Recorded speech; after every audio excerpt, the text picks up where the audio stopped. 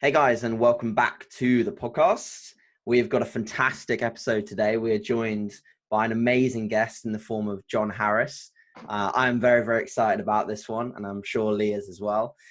So, John, first of all, for anyone that has lived under a natural bodybuilding rock and doesn't know who you are, could you give a little bit of an introduction to yourself for the listeners, who you are, what you're about, a little bit of your contest history as well? I know it's quite vast, but in a little bit of a snippet. I'll try. Well, first of all, thanks guys for having me on. AJ, Lee, really appreciate the opportunity to talk with your guests, and I'll try and give a very brief recap, really, over where I've been in the sport. So, a little bit of an old timer now. My contest history started way back in 1992. So, as a junior bodybuilder. So I've been training a long time, and even prior to my first competition back in '92, I started training with weights at a really early age, probably about 12 or 13. So I've been lifting weights for over 30 years now. I'm a natural bodybuilder. Obviously from the UK, from the Midlands. You can probably tell from my accent. And so started out in 1992. Trained at a commercial gym back in the 90s, and didn't really know much about natural bodybuilding back then. It wasn't as big as it is today. We didn't really know too much about the federations. I think the only federation that really existed was the ANB, and even then, I think that was in its sort of infancy. So I didn't compete in the ANB when I started out. I actually competed in the EFBB, which, as you guys will know, that's an open, untested federation. But I'll say now off the bat, I'm a lifetime natural, so that was the only show that I knew about, because I trained in a gym where a lot of the guys were competing in open shows. Perhaps some of them were using as well, and that was the norm. That was the show you did. So I just jumped in as a junior, and did my first show in '92, won by default, so I was the sole entry. Annoying when it happens, but most of us have been there, where we've dieted for sort of 8, 10, 12 weeks and been the only one. But then qualified for the British finals, and then won the EFBB Junior Under 18 finals in '92. So I was up against some competition that year. And then repeated again 2 years later in '94. So as an under 21 bodybuilder then in the same federation. So that's how I started out. That's how I got my feet wet in the sport. Didn't really do any other sports before bodybuilding. As I say, I started out young, started lifting weights. My brothers, because I'm the youngest of 5, I feel just like take a small step back here. I'm the youngest of 5 siblings, so I've got 3 older brothers and a sister.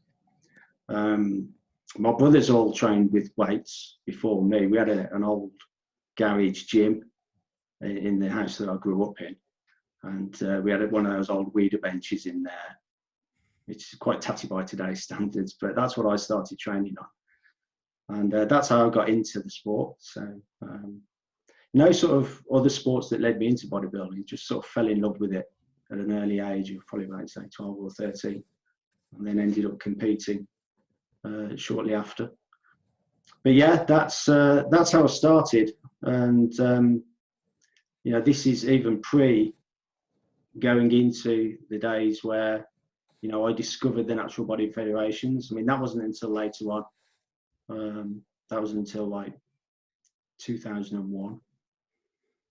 So bit of a gap there. I think I took like 7 years off between competing as a junior, then coming back as in the open men's division. But yeah, I'd say, just to put a cap on that, going back to '94 when I won the EFBB Junior British, I was invited to go out and compete in the IFBB, in the World Junior Championships over in Turkey. Now this was Bill Tierney, Lee, you might know Bill, or you might have heard of Bill.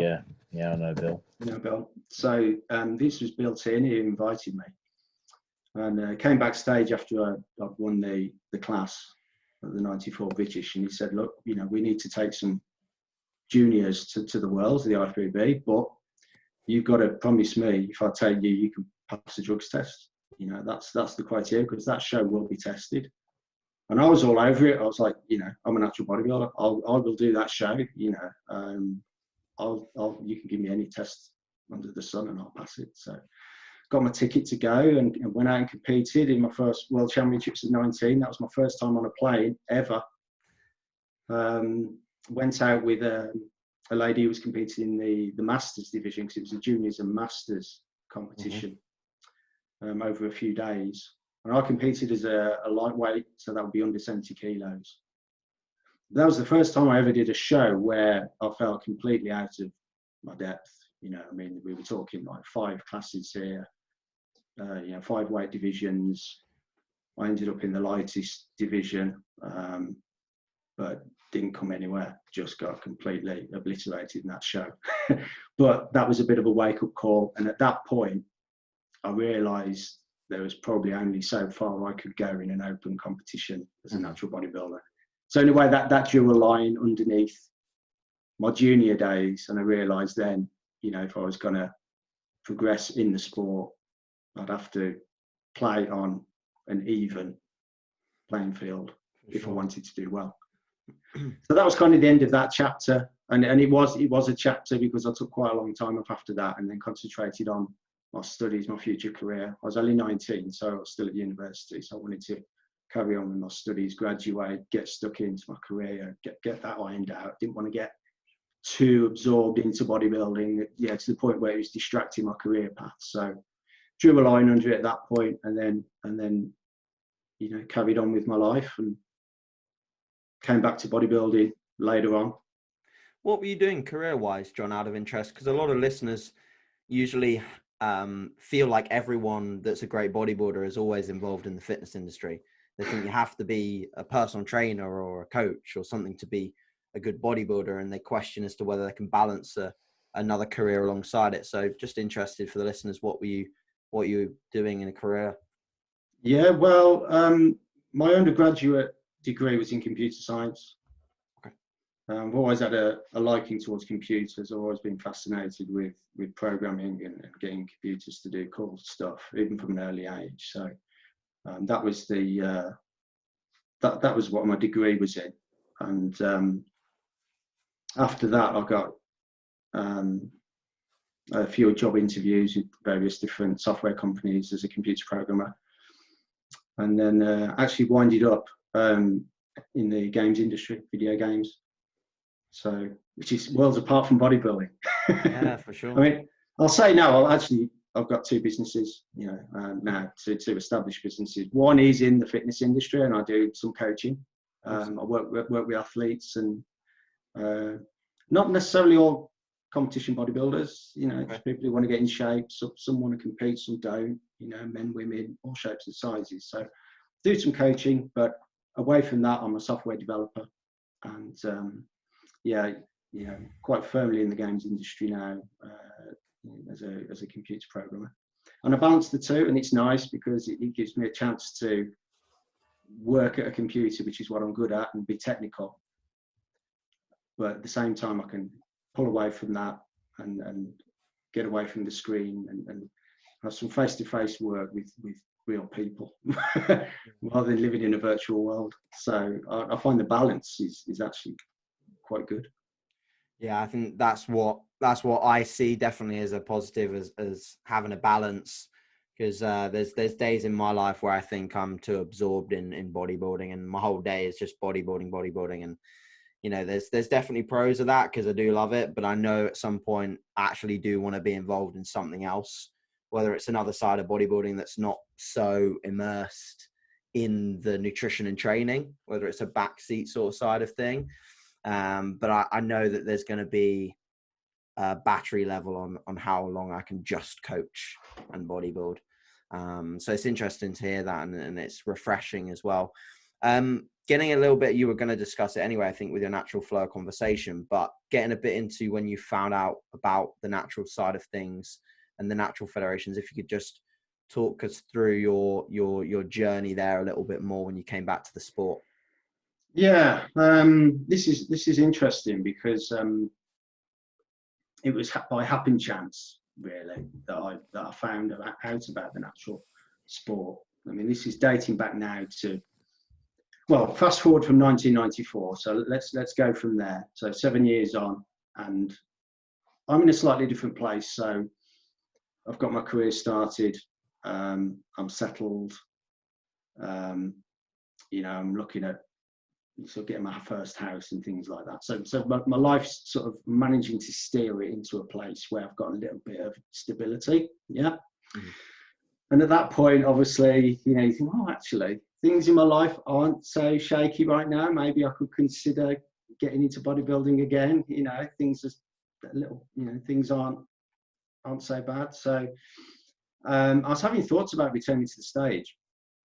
And I found myself in a local newsagent's one day, just flicking through the shelves of bodybuilding magazines. This was in the day we actually had bodybuilding magazines, because not many exist anymore. So, we've got a whole shelf of them, and I was flicking through a copy of Muscle News. Lee, you might remember Muscle News. Yeah, it's the magazine. It eventually became The Beef, doesn't it? The Beef still. That's it. But at the time, was it when it was kind of like a broadsheet newspaper kind of? Yeah, exactly. Yeah. It was a little newspaper, and I found myself flicking through that, and right near the back saw a tiny little article, probably a couple of inches square, and it was a little advert for the WNBF. I think they'd just come back from the Worlds with a small team.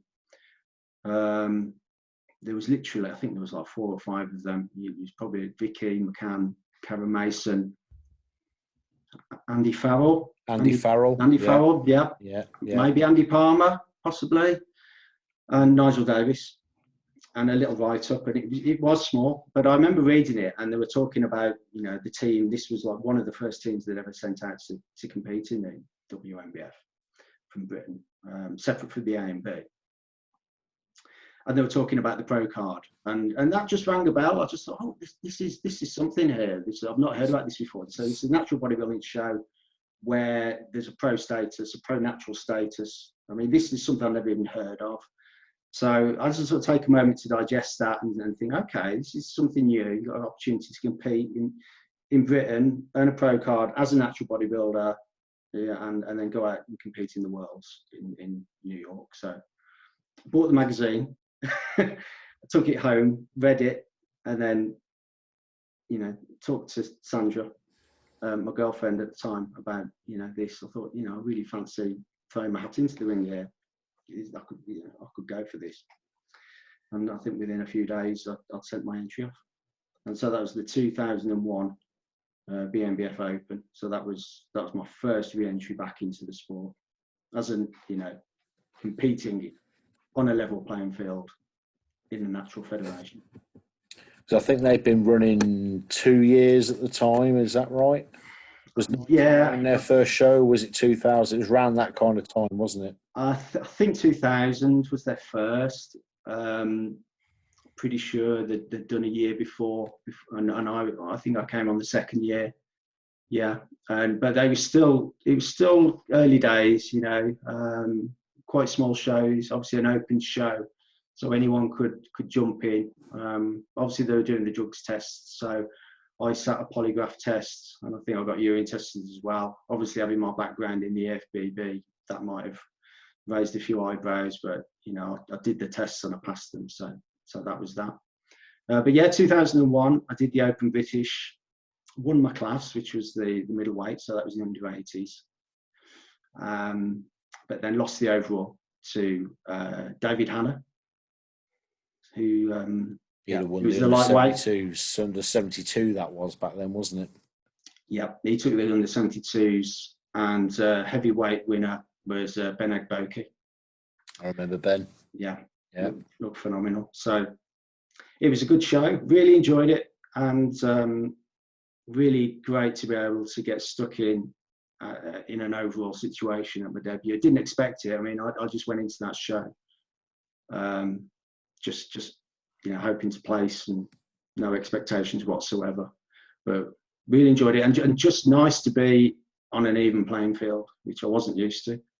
That's something that was new to me, because I've always, prior to that, competed on a stage where I was up against untested athletes. You never really know what someone's background is there. You tend to assume that they might be using. So, that was the first time I could go into this show and feel pretty damn confident that everyone there else in that class is going to be clean. So I felt good about it, and I thought, I'm going to come back. Yeah, I'll do this again. Okay, cool. So at that point, did your goal switch in your head? Did you go from just, thinking about turning up at that show and no expectations? Did your goal then shift to wanting to take the overall and wanting to earn your pro status? Or did you always have that sort of the back of your mind and you just did the competitions because, you were motivated to diet and you wanted to see how your physique was improving? Did you ever have that sort of drive and goal solely for a pro status at any point? I think, AJ, it's always there. I mean, when I just backtrack, I picked up that newspaper article in Muscle News, and I did read about that WNBF Pro card. So that was it's always there as a carrot. So even though my first year, my expectations were reasonably low, I just wanted to get in, wet my feet, see where I placed. I think by the time, because I had a good year in 2001, I won my class, and I got to rub shoulders with some of the top ranked athletes from an early stage in the sport. It whet my appetite, and I think 2002 it was a different approach. It was like, right, let's get a bit serious here. Let's see if we can win this thing. And I set my sights on the overall. I did. I always set myself quite high targets anyway in life, and I thought, what's the point in going back and having the same focus? I needed a new focus to reignite my passion and keep my intensity up in the gym, because we're talking about a year-long campaign here, and I was already, could feel myself just starting to prioritize bodybuilding again in my life, and other things started to take a back seat. And at that point I thought, well, if I am making sacrifices for this, like I'm not having holidays, or I'm eating clean and I'm not taking time off from training, then I want it to be for a purpose, and that purpose should be to try and get that pro card. So I went back in 2002 to try and win my class and win the pro card, but completely different result. And I got beat that year in my class, so I didn't even make it to the overall.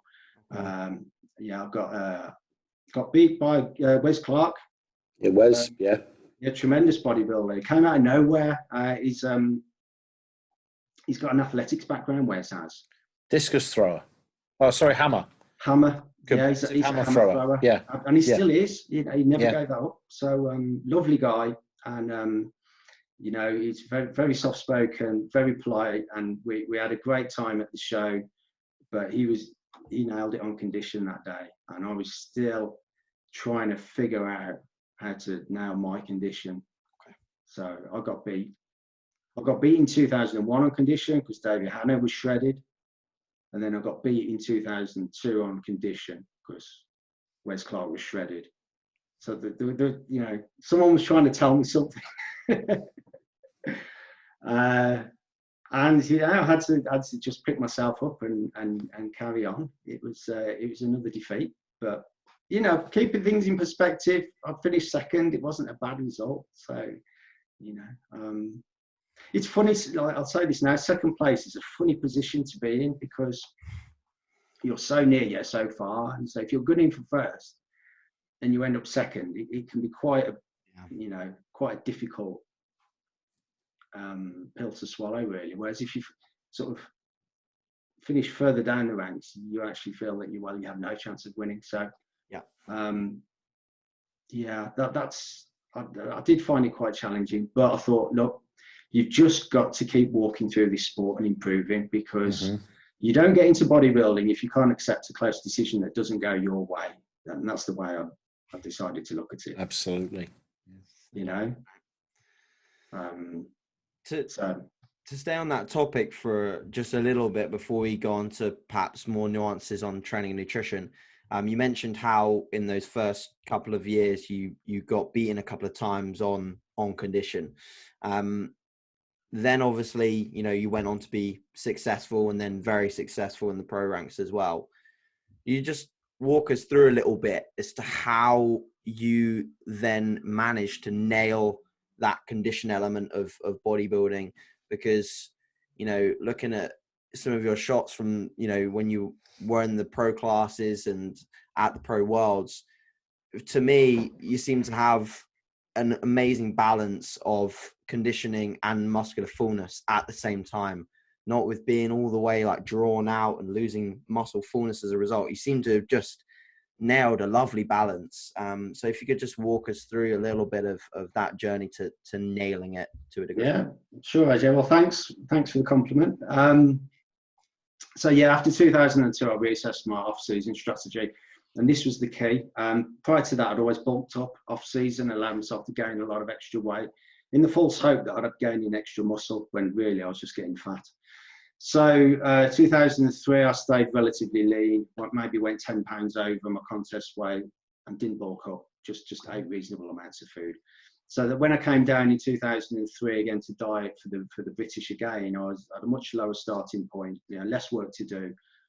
So my usual 12-week diet, you know, got me leaner than before, but holding on to more muscle tissue. Okay. And it was a sensible approach because I didn't have to diet so hard. So I was less body fat to start with, therefore I could keep my calories higher coming down. And then by doing that, you know, I was able to hold on to more muscle tissue and you know, less catabolic. You're not entering into a catabolic state like you are when you go like really low, super low carb for a lengthy period of time. And that was the main difference. My training was basic and relatively heavy. You know, probably training 3 or 4 days a week on a 3-way split, push-pull legs. You know, your typical fare really. Nothing groundbreaking there. But I did bring up. I was starting to look at like my weak body parts as well. You know, working more on my back. I was starting to take feedback from judges and listen to them carefully. And I learned very early on that, you know, you should never really neglect your back development, because often, you know, it's the rear shots that can win and lose shows. And if we, you know, just look at the 2003 season, just to recap over that, obviously I was going into that year knowing, you know, who I could be up against. You know, the bodybuilding forums were just coming into fruition then, and we were starting to like figure out who we were going up against. So, you know, I was facing that year Rob Hope, and that's the first time I went up against Rob. It was 2003, and ended up being, well, me and Rob were there battling for the middleweights. So that was an epic battle. And I got the better of Rob that day. I think I was the last person to ever beat Rob, actually, before he just beat everyone. So yeah, you were. So that was an almighty battle, and I'm just delighted to win that show, and just relieved to get the pro card as well. You know, win the middleweight class, and went up against Sean Ferguson in the lightweights, I believe, and Krishna Booga in the heavies. So yeah, took the pro card, and then straight off to the Worlds. And of course, another reason that year you knew who you were going up against, because 2003 was the first year that there were qualifying contests, weren't there? Yes, I believe you're right, Les. Prior to that, it was an open show that anybody could enter. Yeah. But much the same as the sort of model that we followed when we started the UK DFBA was, you know, when we first started out, we kept it to one contest, and as it grew and grew and got bigger, the qualifiers came in. So 2003 was the first year there were qualifying shows, weren't there? And you'd have seen other people coming along throughout the season. Well, I was judging at that point. Vicky had asked me to come on as a sort of probationary judge. So I judged a few qualifiers. And I think I even judged the show where Rob Hope qualified. I remember walking on stage and thinking, oh my God, I've got to go up against this guy if he wins today, which he did. So, and I went to a few qualifiers, and I just saw all these great physiques qualifying in the middleweights, and thinking, gosh, I've got my work cut out this year. But it was fuel. It was throwing fuel on the fire, and I thought, look, this is positive energy. Use it in a productive way to really get the best out of my physique. For the British finals. So it was a good journey, and nice to be able to get the other side of the stage and do a little bit of judging for the first time as well, because I hadn't done any judging before. So that was good fun. Awesome. I'm interested to know one question before we move on, and I'll give it to Lee to lead the next conversation. I was just having to think that I'm interested to know what was the difference between your stage weight when you were a junior and then the 7-year gap, and then you came back as a middleweight. What sort of jump did you have from competing as a junior to then competing as a men's open, very high level competitor? Yeah, good question.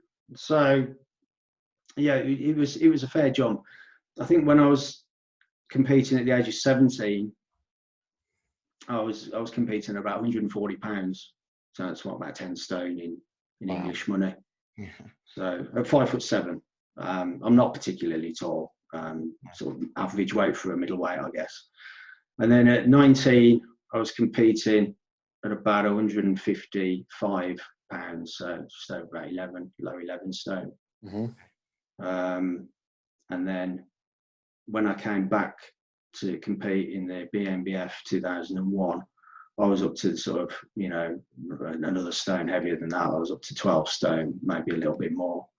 My weight jumped a little bit around, up and down, as I was trying to figure out my condition. So I was playing around a lot with my weight in terms of carving up water, and could hover anywhere between high 11s and low 12s. So yeah, I'd say, I mean, it's not a massive amount of weight, it's only an extra 15 pounds or so. But a lot on bodybuilding terms, though, isn't it? Yeah, as a natural bodybuilder, it's a decent amount. But I remember, I was going from like 19 years old. Yeah, like 7-year gap. Yeah, 26. Yeah, and those are the years that you really fill out. I mean, I don't know how old you are now, AJ. 24. 24. So you're in that sort of zone where I was just accumulating size, and I think you can actually gain a lot of good mass in those years where adolescence stops. When you're in adolescence, your body uses a lot of calories just to grow, just to get taller and fill your frame out. But then once that process stops, and you in your late teens, early 20s, then your muscles really can start developing and you can get strong in the gym. Yeah. So I'd say some of my strongest lifts were done in my late 20s, early 30s. Yeah, definitely. Awesome. Lee, I'll let you take the conversation. So yeah, let's move forward into the pro years. Of course, 2003, when you won the overall at the WNBF Britain, won your pro card. We were talking about this just the other day, weren't we? I was there in the audience because I'd gone with a friend of mine who was competing, and I saw you do that, and I kind of knew you prior to that from the forums, and we'll come back to that in a little while. Yeah. And then you had the big baptism of fire, the WNBF Worlds over in the States. So how did that first year go, going over and competing as a professional? Yeah, it was great. I mean, let's just back up just slightly before that. I did actually get the invite to go out in I think it was 2002 by the WNBF to do the WNBF Worlds and try and get my pro card in 2002. But I declined, very politely declined. It was a fantastic offer, but I wanted to win my pro card on British soil, and I was very adamant about that. And I told Vicky that it's got to be in Britain, really. I wanted that extra year to improve. So yeah, but anyway, following that, 2003, I got an invite to go out to compete in the WNBF Worlds. That was my pro debut. So I was part of the British team. Great experience. Went out with a big gang. I wasn't on my own in the middleweight division. I was up against one of Britain's best, Nigel Davis. Yeah. And it was just a crazy experience because Nigel's a guy who I'd looked up to several years now. And he was one of the, you know, the early sort of champions in the sport. So as I re-entered it, you know, I got Nigel on a bit of a pedestal, really, looking up to him, very inspired by what his physique and what he'd achieved. All of a sudden now, though, it's the perspective changed. You know, he's becoming my competitor. So it was very, very odd being on stage like next to Nigel in that sense, but really enjoyable. And I was up against Dave Goodin, you know, as well in my class in the middleweights. And as it panned out, I finished second in that show and my pro debut. Didn't expect that at all. Was just trying to go in again, wet my feet, just wanted to do my posing routine, really. So I think back then it was like top 8 or something. 8, yeah. Did their posing routines. All I wanted to do was crack the top 8 so I could pose. Because I put a lot of work into my posing. I always did a lot of, you know, work on my posing routines. But yeah, it just again, just shocked that I managed to sort of land second place. Nigel won. He won the middleweights, took the overall against Miles Stavall, I believe. Miles Stavall, yeah. In the heavies. Dave Gooding finished third, and really enjoyed the experience. Yeah, it was epic, and just fell in love with competing with the WNBF. I just thought, right, I know I'm going to come back again. You know, this is it now for me. And obviously finished second. It was a bit of a no-brainer that I had to sort of go back again to see if I could, you know, improve on 2004. And Nigel had become the first UK bodybuilder to ever win the overall WNBF Worlds, hadn't he, in that year, in the men's pro divisions? I believe he was the first man to do it. First Englishman to have won. Yeah. The WNBF Pro Overall. So we were just made up as a team for Nigel, and he deserved it. I remember seeing Nigel backstage. He was walking around with a t-shirt on while everyone else was pumping up, and I could see he got that sort of skeletal face, you know, the sucked-in cheeks and the muscular cheekbones, and you know, you could tell he was in shape just by looking at his face. And we were just like all waiting for him to take his shirt off.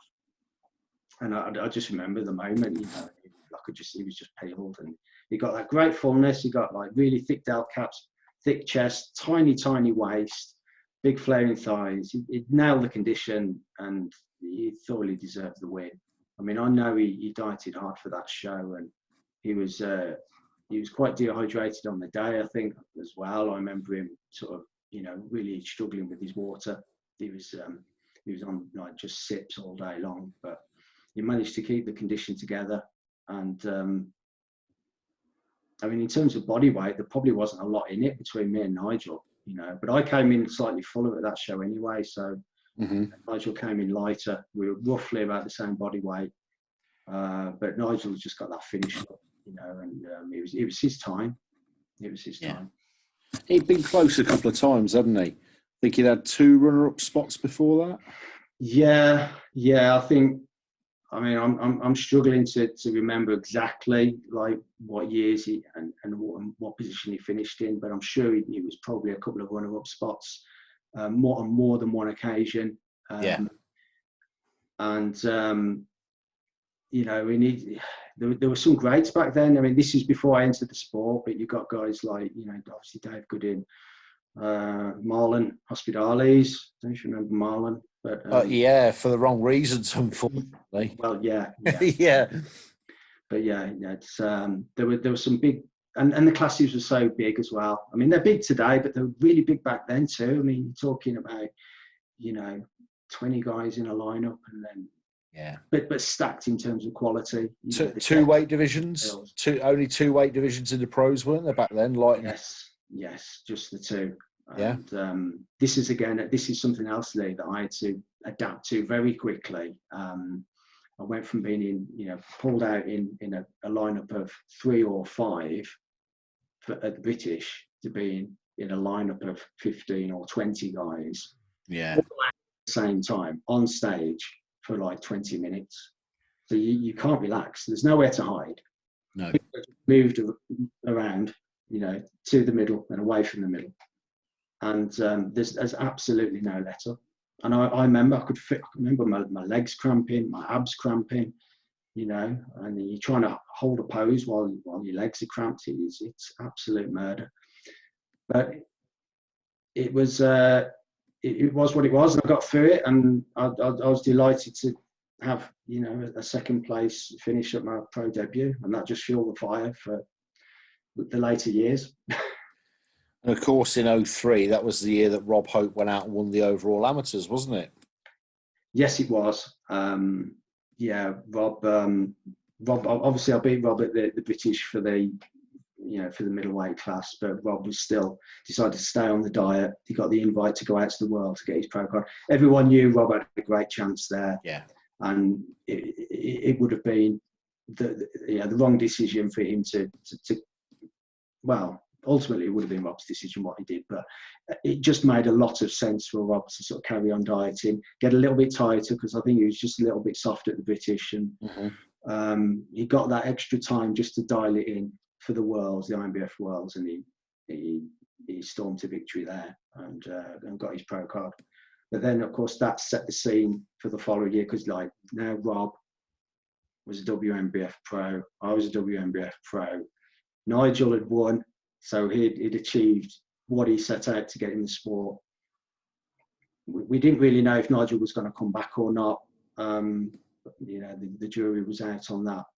But as it turned out, you know, that was it for Nigel. That was Nigel done after that, wasn't it? I think so. Yeah, I think we'd all would have loved to see Nigel come back again and defend it. But he'd been, you know, competing a good number of times, and he'd achieved what he set out to do. So fair play to him. Well, what people don't remember about Nigel, those people that haven't been around in the sport so long, Nigel actually won his WNBF pro card through the AMB in the mid-90s, didn't he? Yeah, and he'd been competing in the WNBF Worlds as an AMB athlete since those mid-90s, and I think he'd hit the top three previously at least once before the shift in affiliation took place and the BNBF took it over. But both him, Andrew Palmer, Lee Williams, they were all guys that were competing in that show back in the 90s, weren't they, under the AMB banner? So this is it. A long time. Yeah, I mean, there was a bubble of athletes that competed out from the AMB and at the WNBF before the BNBF like made a formal marriage with the WNBF back then. And yeah, you mean you bring up some other names there, obviously like Lee Williams, who's a tremendous UK bodybuilder, and he was the youngest ever WNBF pro from Britain, I believe. He was the youngest at 22 years old back in 93, I think. Wow, yeah. Yeah, so, 22 years old. Because, of course, the AMB were the affiliates to the WNBF at that point, weren't they? Yeah, they were. Again, this is like testing my history a little bit now, because obviously I didn't sort of really get involved until 2001. So the things that happened before that, the sort of things I later found out and been filled in with by stories, you know, from the likes of yourself. Yeah. But yeah, I'm fully aware that there's some great bodybuilders that came before the year when I started competing, and Rob Hope. You know, there's been some fantastic talent in the sport that paved the way.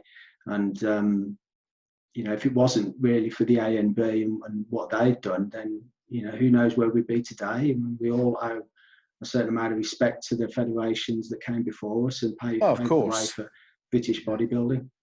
But in terms of athletes, I mean, Nigel was the first real legend in the sport in this country, in my view. I mean, first guy to win that overall title, that's indelible, isn't it? That's never going to be erased from history. That's an achievement that can never be taken away, as it being the first. It's like the first of anything, isn't it? It's the first person to run a 4-minute mile, isn't it? It's anyone who does something first, you know, first person to pull a 500 kilo deadlift, you know. So I mean, there's these records which can only ever be won once, and Nigel's got that special place in history to be the first English man to, you know, become a WNBF Pro World Champion. So that he'll never be forgotten, and people should go online and search his photos, and there's a few still out there. And I've bumped into Nigel a couple of times since at shows. I think a few years ago, I think I bumped into him at an NPA show. I've not been to a BNBF show for a while, but obviously I used to see You see Nigel there, he's always like helping out and always got a kind word to say. And he gave me some words of wisdom. And I think like he was talking to Nigel back in 2002 after I missed out on the middleweight win, and yeah, Nigel gave me some advice about staying lean in the off season, and I listened to that. I mean, that was feedback, and I was very grateful for that feedback. And you know, I think it depends who you get feedback off, but if you get feedback off someone you respect, you know, you'd never forget those words. No, absolutely not. Yeah, that meant a lot to me. And I also got some good feedback from a lady called Dori Frame, who was a WNBF pro bodybuilder, who did the guest spot, I think, at the when was this? Like something like 2001 WNBF British. So that was my first WNBF show, and she did the guest spot. And then we were talking at the bar after the show. And, you know, I was saying you did a wicked routine. She's got a fantastic posing routine, Dori.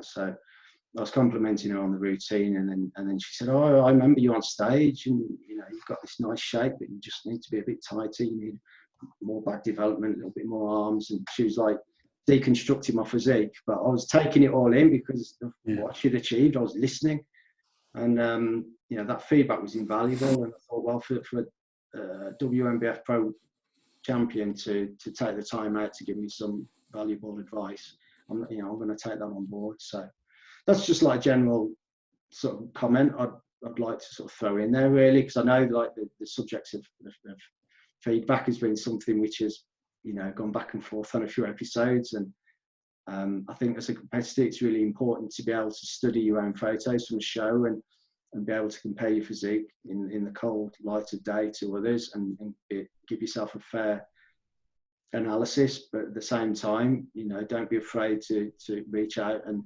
ask the opinion of some more experienced bodybuilders or judges if you feel you need to know more. And sometimes they'll tell you things that you already know, but just by having that reinforcement, that can really help you focus on an area that otherwise you may neglect. Yeah, you're absolutely right. And for anybody that's listening, please, by all means, next time you compete with us, send John an email and he'll give you some feedback. Don't come to me directly. John's your feedback man. Thanks, John. I've done it many times, Lee. You know, all I'd say is that, I mean, your shows now, they're so big, like 100 competitors plus in some shows. So if you are going to reach out to me, then send some photos so I know who you are and so I can like get a recap on who I've seen. But yeah, and just to accompany that, just you know, take the time to study photos too, and compare yourself with others, and don't do it the day after the show. Do it weeks after, once you've sort of calmed down and had time to sort of let the dust settle and really analyse where you need to improve. Because this is so important, and I really want to emphasise this because, you know, I had to go through this process several times in order to improve and to get where I did in the sport. It was only by taking a step back and having a critical eye on those weak areas, and you know, and acknowledging that, and then putting a plan together in the gym, and then delivering the goods in the next 12 months and coming back with a better package. And then it's just that sort of rinse and repeat process that got me to where I got to in the sport. Yeah, you've got to keep working to improve. I think I sometimes have a little bit of an unforgiving view towards sort of giving feedback on a couple of levels. Excuse me. Firstly, you know, not winning a bodybuilding contest doesn't necessarily mean that there's somewhere that you need to improve. It's all relative to who you're standing with in the lineup. But the one place where I've sort of started getting a little bit weary about giving feedback is that the vast majority of people that are competing in our shows now are paying people to coach them for those shows. There are people making perfectly adequate living out of coaching people for bodybuilding shows, yet when they want to know how to improve their physique, which I view as a coach's job, they're coming to people who volunteer. And I like to push the responsibility back onto the coach. And I know AJ won't have an issue with this because I know that AJ He's very good at dissecting his clients' physiques and analysing their performances on stage. And he can tell me where his clients need to improve or what aspects of their physique needed to be the thing to sway the balance in their favour. He's a great coach who knows bodybuilding. But I think there are far too many cowboy coaches out there that charge people good money to tell them to, do 3 sets of 10 and eat chicken and rice, but don't actually know enough about bodybuilding to tell somebody when they've got a weak body part or it's not right.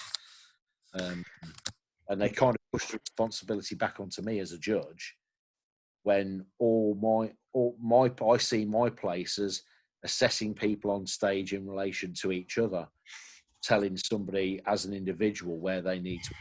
I don't see that as my job. Agreed. And I think you've touched on something there with coaches.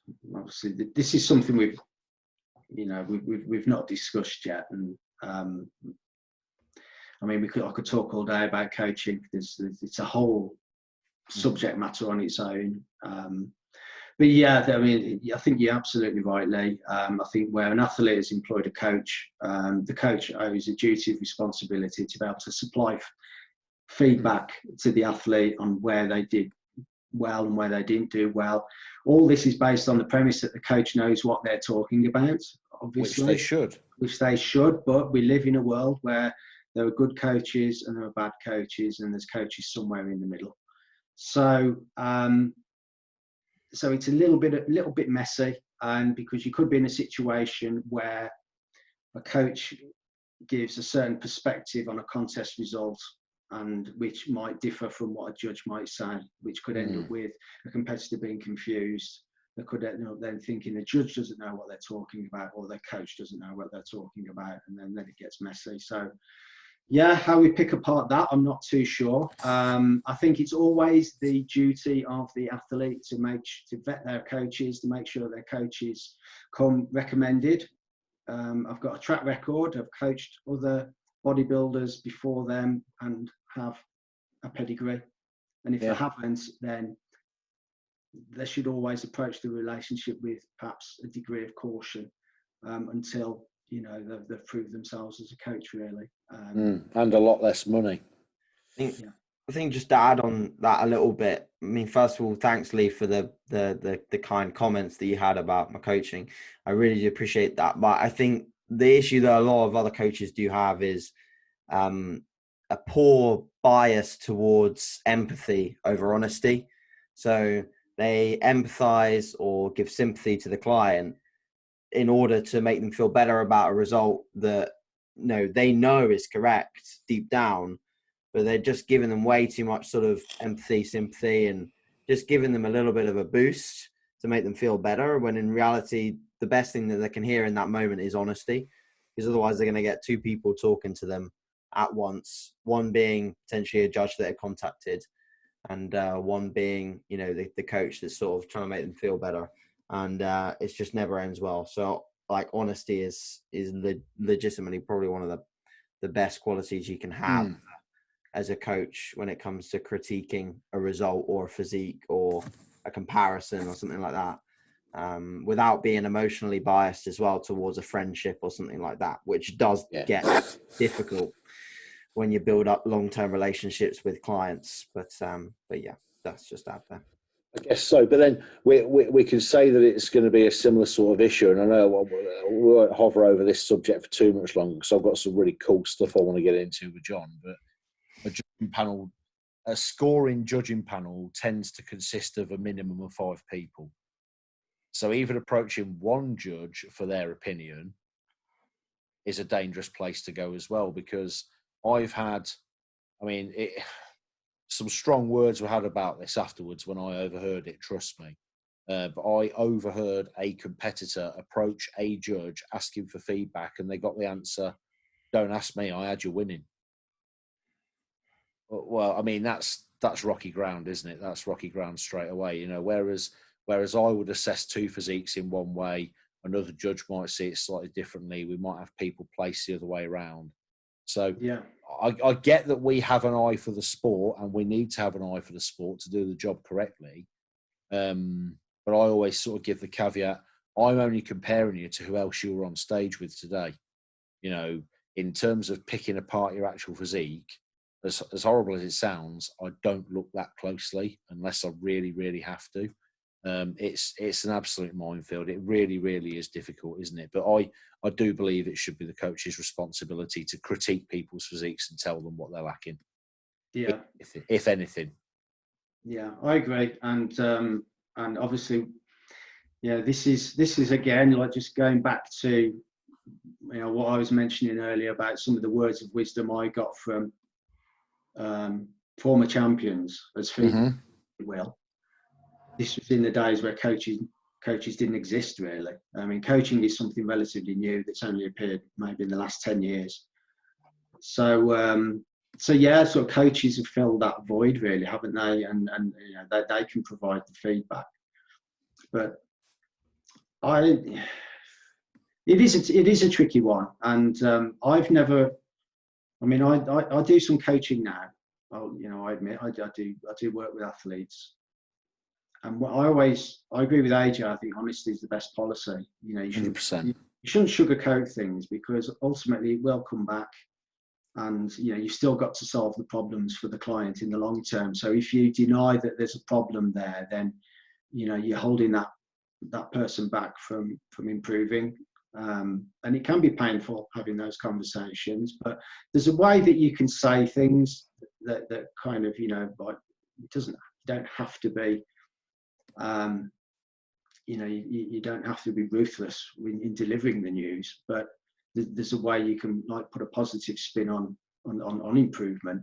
And I always try, and when I'm working with a client in particular, I always look at their strong points as well as their weak points. And you know, if they come away from a show and they feel a little bit down in the dumps because they lost to this other competitor because, you know, they lacked in a certain area, then, you know, I can acknowledge that and say, yes, you did lose because in that area, but you know, look at this body part, you were stronger there. So, you know, but just on balance, it wasn't enough on the day. And I always say to clients that, you know, it's a subjective sport, different day, different panel of judges. And if it was a close decision, it could have been a different result. Sometimes, yeah. That can happen. So, and you've just got to keep going back. And eventually, if you keep improving and put enough margin between you and the rest of the field, you will win. And you've just got to make it, you know, the difference big enough for the judges not to waver in their decision, and then to award it to you. And eventually, you know, in time, you'll make those gains, and those places will come. And this is what happened with me. And obviously, you know, eventually I got to where I needed to be in the sport. I mean, we've not got to there in the talk yet, but, you know, eventually all these little incremental improvements and difficult conversations with the people around me about what I needed to do to my physique got me there. You know, and I mean, we got to 2004 and there was still another couple of years to go. So it was, you know, the journey for me had just got started. It's a tough one. I mean, you're elevated to another level at that point, aren't you, when you turn pro? And of course, you went home from that Pro Worlds in 2003, runner up to the overall winner. So I'm guessing at that point, you know, the John Harris that returned home from New York at that point then wanted to become the second guy from the UK to win that title. So guide us through what happened next. Yeah, after 2003, I was elated to have placed second again. That was higher than I thought I'd get realistically going into the show. But having got so close, that the focus obviously then was going back and seeing if I could get the win. Different game, competing in the pro ranks. Everything's gone up another notch. Everyone competing at that level is genetically gifted.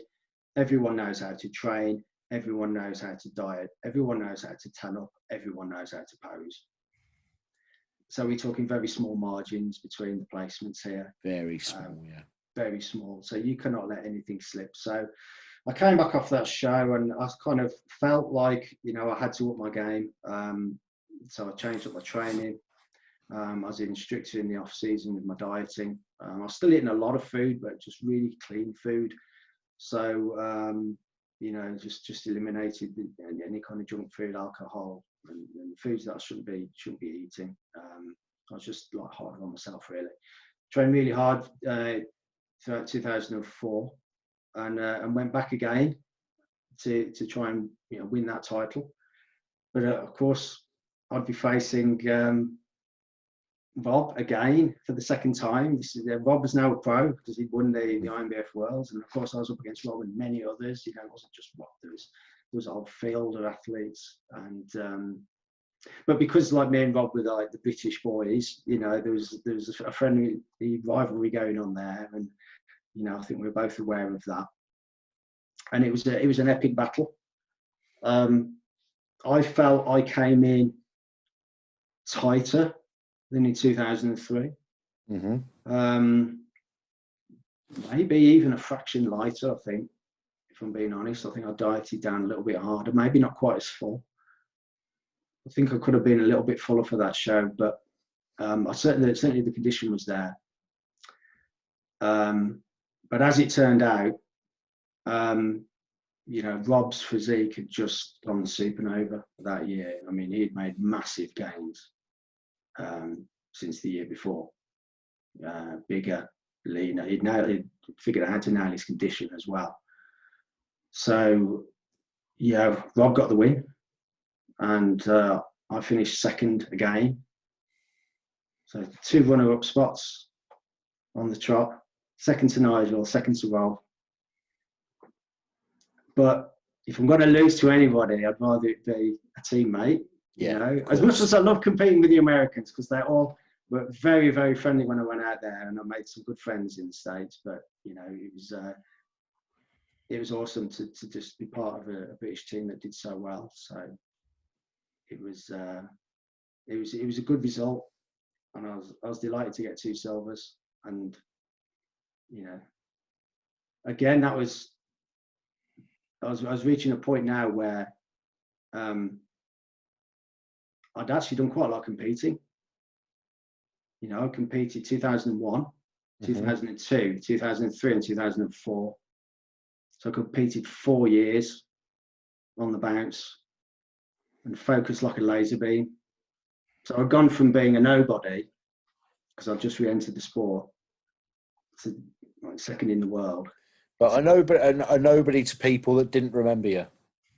and nobody in natural bodybuilding. But I did feel outside again, so I had like a long layoff from competing. So put that into the context that makes sense. I remember seeing the Back to the Muscle News magazine.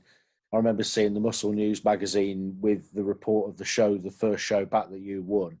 And the first thing I thought was, I remember this guy. He was a junior around about the same time as me. He was really good. Was that the BNBF show or one of the other shows? When you won the first BNBF show back were in 01, because of course I sort of slightly go off tangent. When I first started competing in the early 90s, I bought a magazine at the time that was available in the UK called Body Power magazine, and there was a full article on you. Was it you were the reigning under 18 British champion? And that division I was wanting to start competing in. So you were the man in that division. You were the number 1 under 18 / junior in the country at that point. So of course I was going to remember you, because there was a big impact on my early bodybuilding career from you.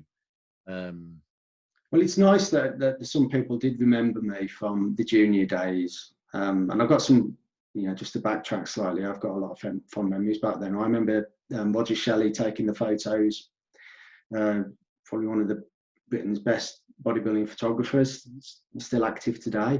His studio work's incredible, isn't it? Incredible. He took some amazing photos of bodybuilders over the years, and I was very fortunate that Roger took a lot of my early photos, which I've still got back in the junior days. And Roger gave me an opportunity to write an article in Body Power magazine.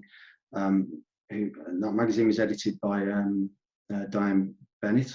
That's right, Diane Bennett. Diane Bennett, yeah.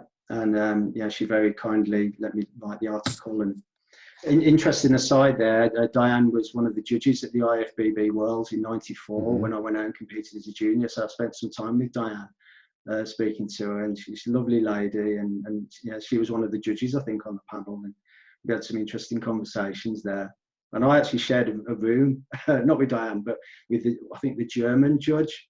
And he gave me some feedback from the judges' table, early on when I was 19. And that was a great experience for me. Like just being able to sort of go out there and compete at such an early age. And in many ways, a lot of that early stuff back in the 90s sort of like laid my foundations for my approach to the sport, and being absorbed or exposed rather to such a high level of competition as a junior, so it never really went away. I always sort of instill that work ethic, if you will, so that when I came back, in the 2000s to compete, in the BNBF, the WNBF, I'd already got that experience of competing to draw back on, really, which enabled me to make that, relatively rapid progress.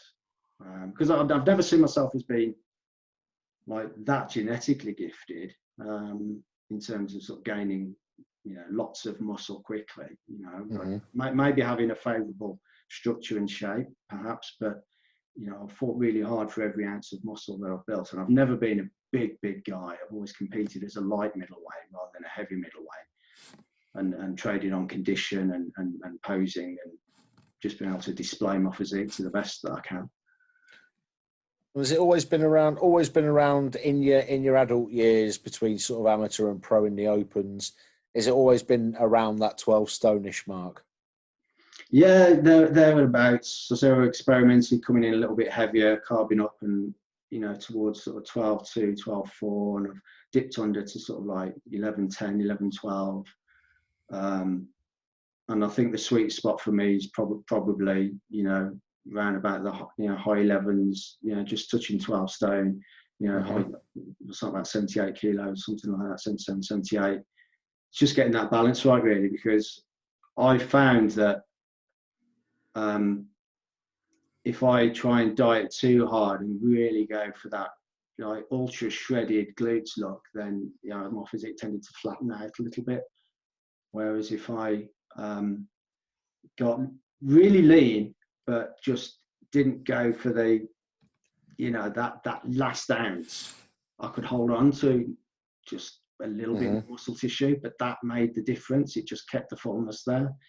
And it's knowing where that sweet spot is, which takes years of experience to get right. And I never managed to get it right every time, even as a pro. It was always a little bit like rolling the dice. And sometimes it doesn't always come down to the body fat issue. Sometimes it's the carb up and how you manipulate the water in the last few days. It can come down to that. You can do that. That's a very, very fine knife edge to balance on sometimes, isn't it? That last few days before the show. Yeah, absolutely.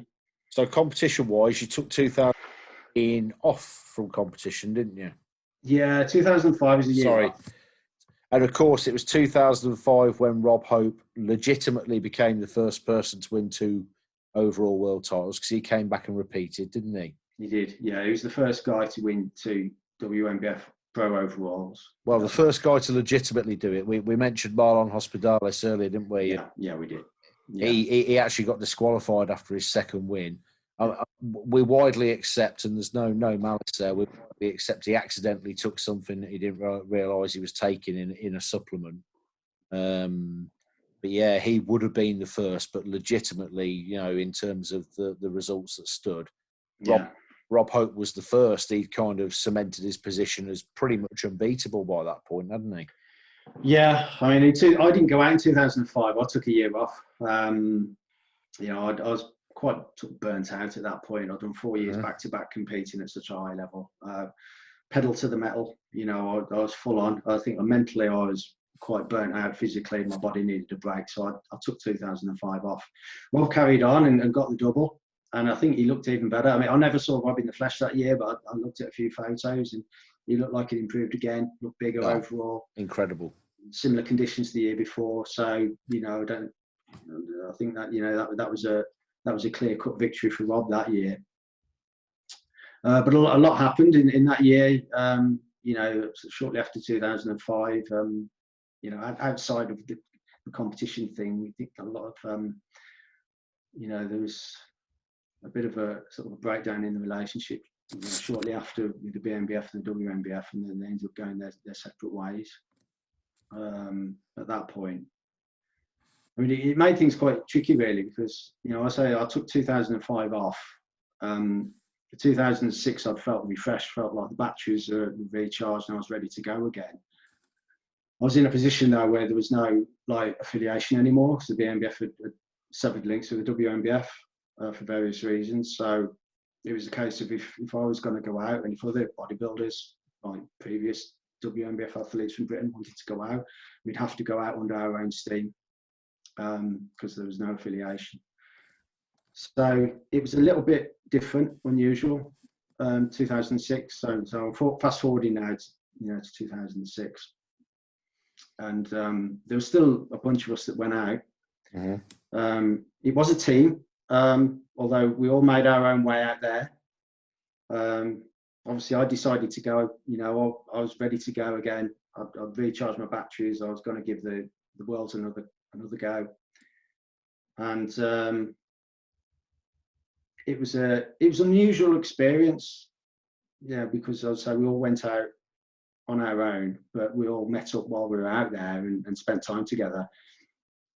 And for me, competing in that show, I felt, for me personally, that was probably the best package that I brought to a bodybuilding stage ever that year. I mean, that year off I had in 2005, I really needed it, but I didn't waste it. I was training. It wasn't a layoff. Mm-hmm. I was still hitting the gym, but I was working with my body. I wasn't thrashing it to the bone. I was giving myself plenty of time to recover, eating well. So I think I made some good gains, and I brought up some more areas as well. I brought up my back. Never stopped working on my back, really, and brought up my arms and shoulders a little bit more. Just redress the balance, because I always felt that in my early years I was a little bit bottom heavy. My legs would grow a little bit quicker than my upper body. So I increased the volume on my upper body more. I did some extra sets, really focused hard, and kept the leg training where it was, but didn't do any more than was necessary.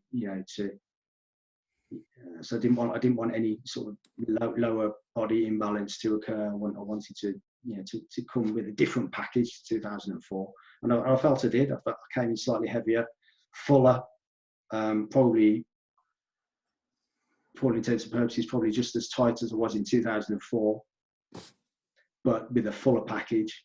Mm-hmm. and improved body parts. And I was in tough competition that year. Even though Rob had moved on, he didn't come back. He was part of the BNBF team, so he made the decision not to come back. I was up against some formidable competition in the shape of Clarence McGill.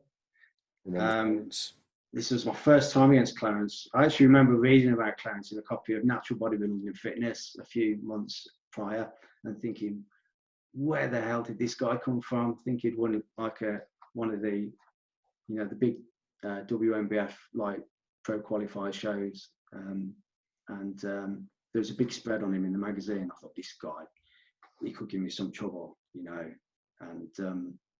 I knew on the day that if Clarence turns up in shape, then I've got my hands full. Mm-hmm. and he did, and he was in shape. So that I've got a whole new battle there with Clarence, and we fought it out on stage. And of course, he wasn't the only guy on stage. We'd got Brandon Greenwood as well. Brandon was WNBF pro by then, yeah. Brandon was pro by then, so he thrown his hat in, and he was looking good. So he was in the class, and there was guys left and right who could give me trouble. But as it turned out, I managed to get the win. It was close. I felt it was really close between me and Clarence. Clarence got second, and I believe Brandon got third. He did. Yeah. And of course, I was delighted for the win, relieved, because I thought it was quite close with with Clarence at that show, and I told him afterwards. But I was into the overall with the heavies in the shape of Ben Tennyson. Mm-hmm. Ben, who won the heavies. He was a monster. I mean, he outweighed me by probably 30 pounds plus. Yeah, he was close to 200, about 200 pounder, wasn't he, Ben Tennyson? Well, if I was about 170, yeah, he would have been about 200 pounds. Yeah. We're talking about a 30 pound weight differential there. Big boy. A big lad. And then in the lightweights, I think it was Luis Santiago. It was. In the lightweights. Who beat Brian Whitaker. Brian Whitaker was runner-up.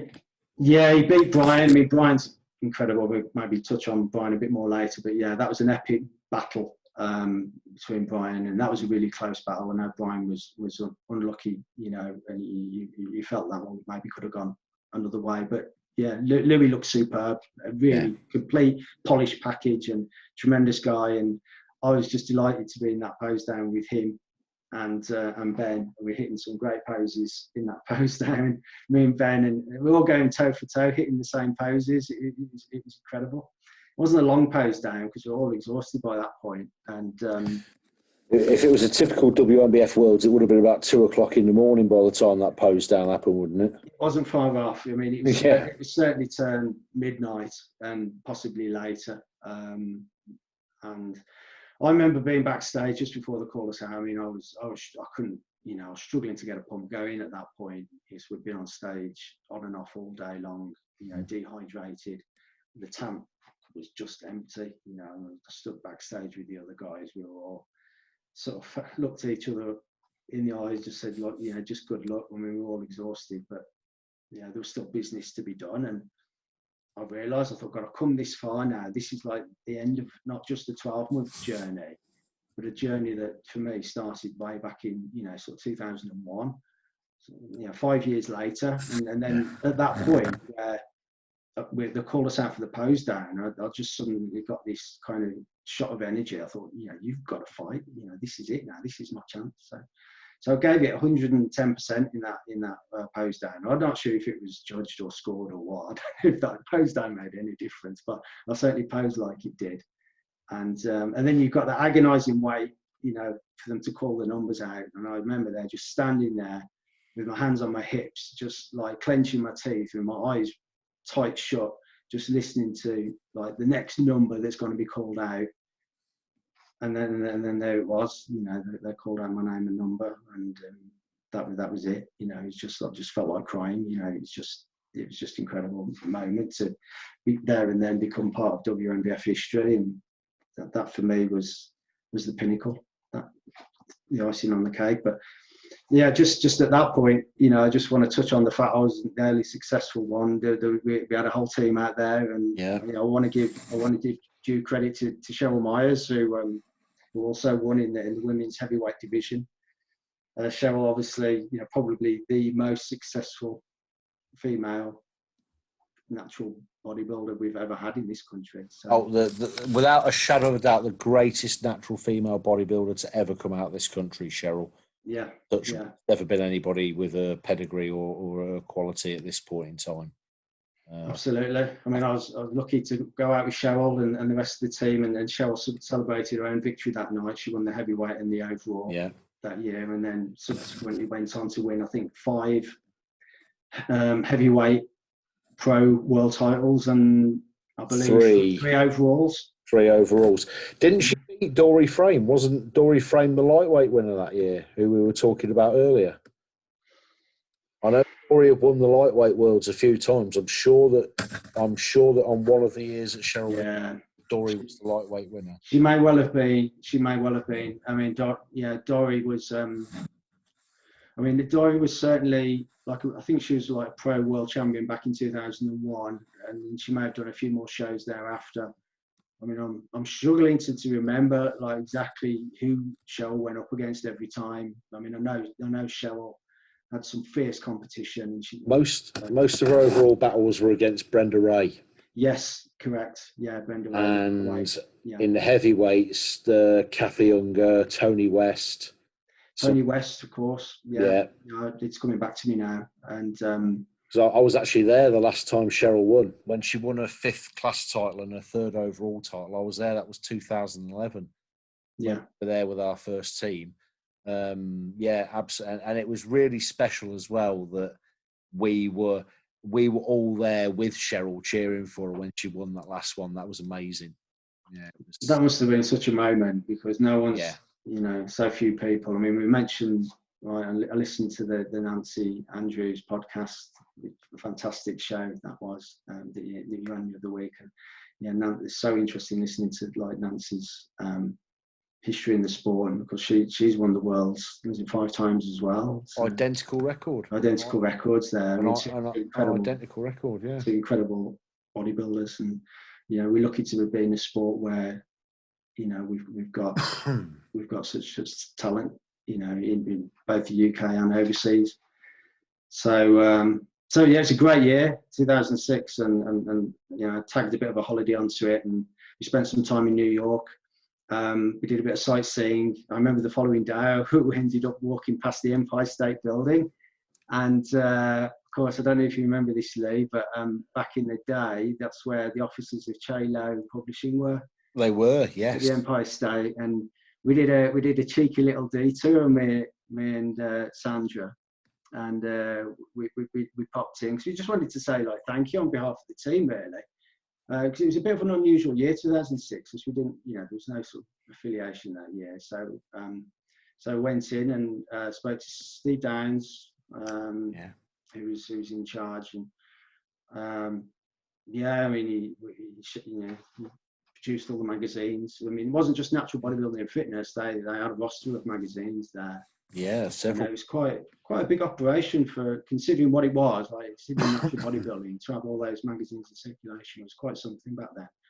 And I do miss it now. I do miss not having the magazines. So it was an interesting little detour for us to just go into the offices and speak with some of the publishers, see what they do, and talk to, you know, the people about, you know, the production of the magazine. Because that was a slice of history that maybe we won't get back anymore. No, I don't think so. Times have changed now with the internet and you know, access to online content. So that was a nice little thing to add on. Che, I had the pleasure of meeting Che and hanging out with him for a couple of years before he eventually retired. In 2009 and 2011, I met Che, because my first Worlds as a spectator was 2009. My first Worlds as an affiliate was 2011.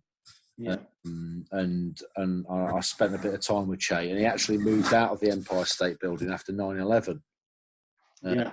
Because he was incredibly fearful of another terrorist attack, and with that being such a big iconic building, he felt the time was right to move out. But back when you were there, obviously the offices would have still been there. So some place to go to work in the morning, isn't it? In the end. Incredible! I mean, I remember walking into the lobby and turning to Sandra and saying, "God, imagine, you know, having the pleasure of being able to come here to work every day." It was crazy, incredible space. And I never actually I didn't meet Che when I was at the offices, although I did meet Che once. I think that was probably 2003. That was the first year I went out. And Che was backstage. He was a bit like Joe Weider, who used to love mingling with the athletes. Yeah. And he was backstage and like just milling around. And I think I may have greeted him and said hello, and you know, thanked him for, you know, everything that he's done in providing the platform for the athletes. But I really didn't have the pleasure to get to know him more, really, which is a shame. But you know, I'm very grateful for the foundation that he's laid for the sport, obviously, that I was able to benefit from, and everyone thereafter. He was a really funny guy, really strict, really shrewd, very astute businessman. You know, if he set the rules, they never got broken without penalty. He was very, very strict like that. But a really cool guy for anybody who wants to sort of paint a mental picture of Che. Kind of cross Joe Weider with Leslie Chow from The Hangover, you know, the film The Hangover. And yeah, you cross those two characters together and you've pretty much got Che Lo. Wonderful man. And I was really, really pleased to meet him.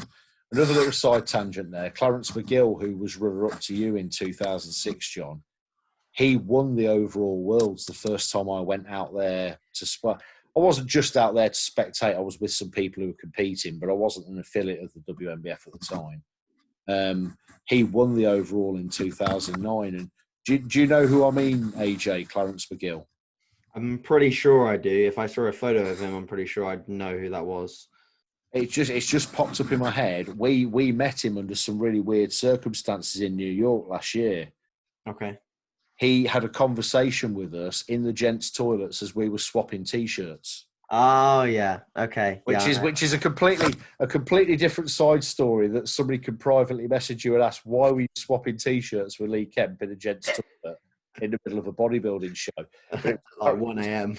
Yeah, Clarence McGill was the guy that was making fun of us for swapping T-shirts in the gents' toilets. Oh, okay. Interesting. And even now, even up till now, John, every time I see Clarence, he asks about you. Oh, bless him. I see him at the Worlds every year, and he always asks how you're doing. He is a wonderful guy, such a lovely man. He's a gentleman. He really is. Yeah. And every time I obviously we rubbed shoulders in 2006, and then in 2007 we spent a little bit of time together at the venue, and we always have a good laugh and a joke. And it would have been. It's a shame we never really got to get on stage again together. You know, I think we maybe could have had a few more battles there. Got a huge amount of respect for him as a person, and I really like his physique. Always have. Lovely man. Lovely man, terrific bodybuilder. I miss a lot of those. I miss going out to the States, and I made some great friends out there, and they always treated the British team with such respect. And I was recognised several times out in New York by athletes and fans of the sport, and made to feel very welcome. I even got the chance to go out and work for a short time with Joe Klemczewski. Dr. Joe, yeah. Dr. Joe, yeah. And this was in 2007. Me and Joe became quite good friends. After I became pro, we exchanged emails, and he was very kind to give me an invitation to one of his muscle camps in 2007. And I spent some time out there training with his clients and sharing knowledge. And it was just such a fantastic experience to be, working, not just competing, but to go actually in a work capacity out there just for a few days and share some of my, my sort of very English way of bodybuilding with them. It's a big thing out there, the training camps, bigger than it is out here. So, I mean, I learned something from that, it did make me think coming back whether, we're missing something, because there's people out there that will subscribe to these training camps, and they're serious about it. They get a lot of work done, a lot of knowledge shared, a very high level of motivation. And I remember coming back from that event, as I suppose a tutor, but coming back incredibly inspired from my own training. And so that helped fuel my return in 2007. So I had to go, obviously got the win in 2006, and then the focus had to change again. If I was going to come back, I'd be coming back as a defending champion. So of course the mindset changed. And it's a different position to be in, because you go from being the underdog going in to being like top dog, if you will, and then everyone's trying to knock you down. So that was a different mindset, different position to be in. But I wanted to come back in 2007 and try and defend, definitely, because I've never been in that position before, and I thought I may never be in this position again where I can defend a world title, so I may as well just go for it. And I had a good year of training, made some good gains, actually got a little bit heavier. I tried to see if I could come in a little bit heavier in 2007, because I didn't want to present the same package that I did the year before. And maybe ate up a little bit more in the off season, tried to present a heavier package, but it was a tough year, 2007, as it turned out, for personal reasons really, because later towards 2007, later towards the end of that year was the year I lost my mother, so it was only weeks out from the contest, and obviously that was a massive loss to suffer, and it nearly derailed my whole prep. I decided to carry on, and in a way, you know, having the contest there served as a distraction as well, and just kept my mind focused on something rather than just, you know, suffering with bereavement. And that sort of carried me through to the contest, and, you know, managed to put together a decent package that year. Whether it was better than the year before, I'm not so sure, but I was just delighted to get to the stage again and, you know, give it my all. But I was up against a tremendous new pro at that point in the Jim Cordova. Yeah, Jim. And Jim had turned pro, was it maybe the year before? I believe won the INBF Worlds. I think he did in 06, yeah. Yeah, I think he won the INBF Worlds the year before and won his pro card. And yeah, again, he'd made some big gains. So like Jim was a big name going into that show. And yeah, I mean, that was a tough contest, and Jim won, and he beat me for the middleweights, and then took the overall. So yeah, that was back to another silver that year. So 3 silvers and a gold. But it's still a great year. Really enjoyed it, and you know, at that point I thought, well, I haven't done too bad here. You know, competing at world level. You know, 4 times now, 3 silvers, 1 gold with an overall. Maybe it's time to, you know, give someone else a chance. Yeah. So that's when I sort of, you know, decided to sort of draw a line at that point and take a break. Not necessarily retire, but, you know, just draw a line, you know. And then 2008, my world changed the game, and, you know, my wife fell pregnant. We had my daughter. And, you know, priorities shifted.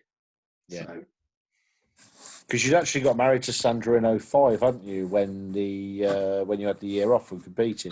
Well, it was actually the year before. It was 04. I got married. Sorry, it was 04, of course. Yeah. So, but I, you know, 04, 05. I think I owed it to Sandra to have, you know, a little bit of time off from competing, so we could just enjoy our new marriage. Hopefully, make it last.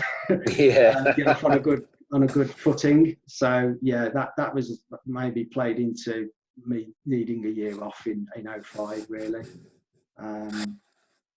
And yeah, same thing again in 08. You know, a big reason why I didn't want to come back in 08 was the birth of my daughter. And I just wanted to enjoy fatherhood. And, you know, I'm not the most important man in my household. It was, you know, it certainly wasn't at that point. You know, it was a newborn baby, and you know, she was the centre of attention. The last thing that Sandra needed is me stressing about a pre-contest diet whilst, you know, we're trying to change nappies and take care of the little one. Yeah. So that was the right thing to do. And just the thing is, at that point on, you know, like when 2009 comes, and then before you know it, it's 2 years, and probably at that point, just things started to shift a little bit, and I was still, you know, getting towards like my mid-30s then, and still could compete, and still had it in me to compete, and still had a certain amount of fire in the belly. But that flame, I couldn't keep that flame there long enough. I could sense that it would start going out, and it'd come back and then go out again. And I struggled thereafter to get that intensity and keep it there long enough to be able to do a full contest prep at world level. Because you can't go into the worlds, you know, half-hearted. It's all or nothing if you're going to go in with a serious attempt at trying to you know, get a medal position. It's interesting what you say there, because then, of course, by then you were in your mid-30s, and approaching round about that kind of mark, and that was, you know, that was when you decided to call it a day. Whereas guys now were sort of putting this limitless age on bodybuilding and sort of competing into their 40s and 50s. Do you think you'll be one of those guys that pops back up one day? Never say never. I've not officially retired, and I've never said to anybody that I've retired. I'm very careful about that, because I always like to keep my options open. my body's in good shape. I've had a few niggling injuries over the years. I think we've had a couple of conversations recently about like little injuries I've picked up and I'm trying to get past, but nothing that's career ending, you know, nothing too serious, nothing that you could see on the stage. I've had no like muscle tears or anything like that. It's just maybe a few joint aches here and there, which, you know, I've had to work through. A lot of the damage I've done hasn't even been in the gym. Sometimes it's just like knocking the house around or something. And I've like pulled a tendon or something. Yeah. I'm so careful in the gym. I hardly ever get injured in the gym. It's always when I'm out and about.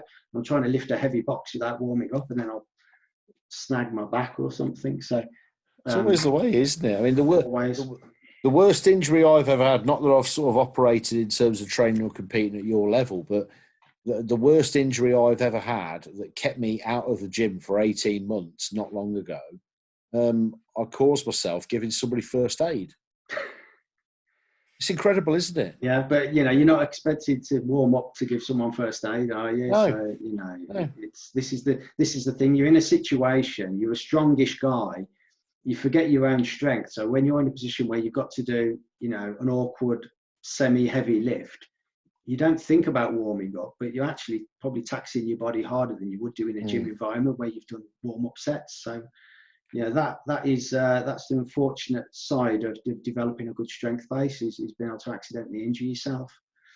So yeah, just to touch on that, I've not officially retired, but I'm not necessarily saying I'm going to jump on stage anytime soon. I know that sounds very uncommittal, and it is, but you know, I like to reserve the option, and I like every year I get that feeling that I think, oh, should I do something this year? Can I do something this year? And then 9 times out of 10, something lands on my plate that makes it extremely hard to compete, whether it's work related or, you know, last year I moved house and, you know, I've took on an absolute behemoth project. So with the house, so this is going to keep me very busy, but I've managed to do some good training.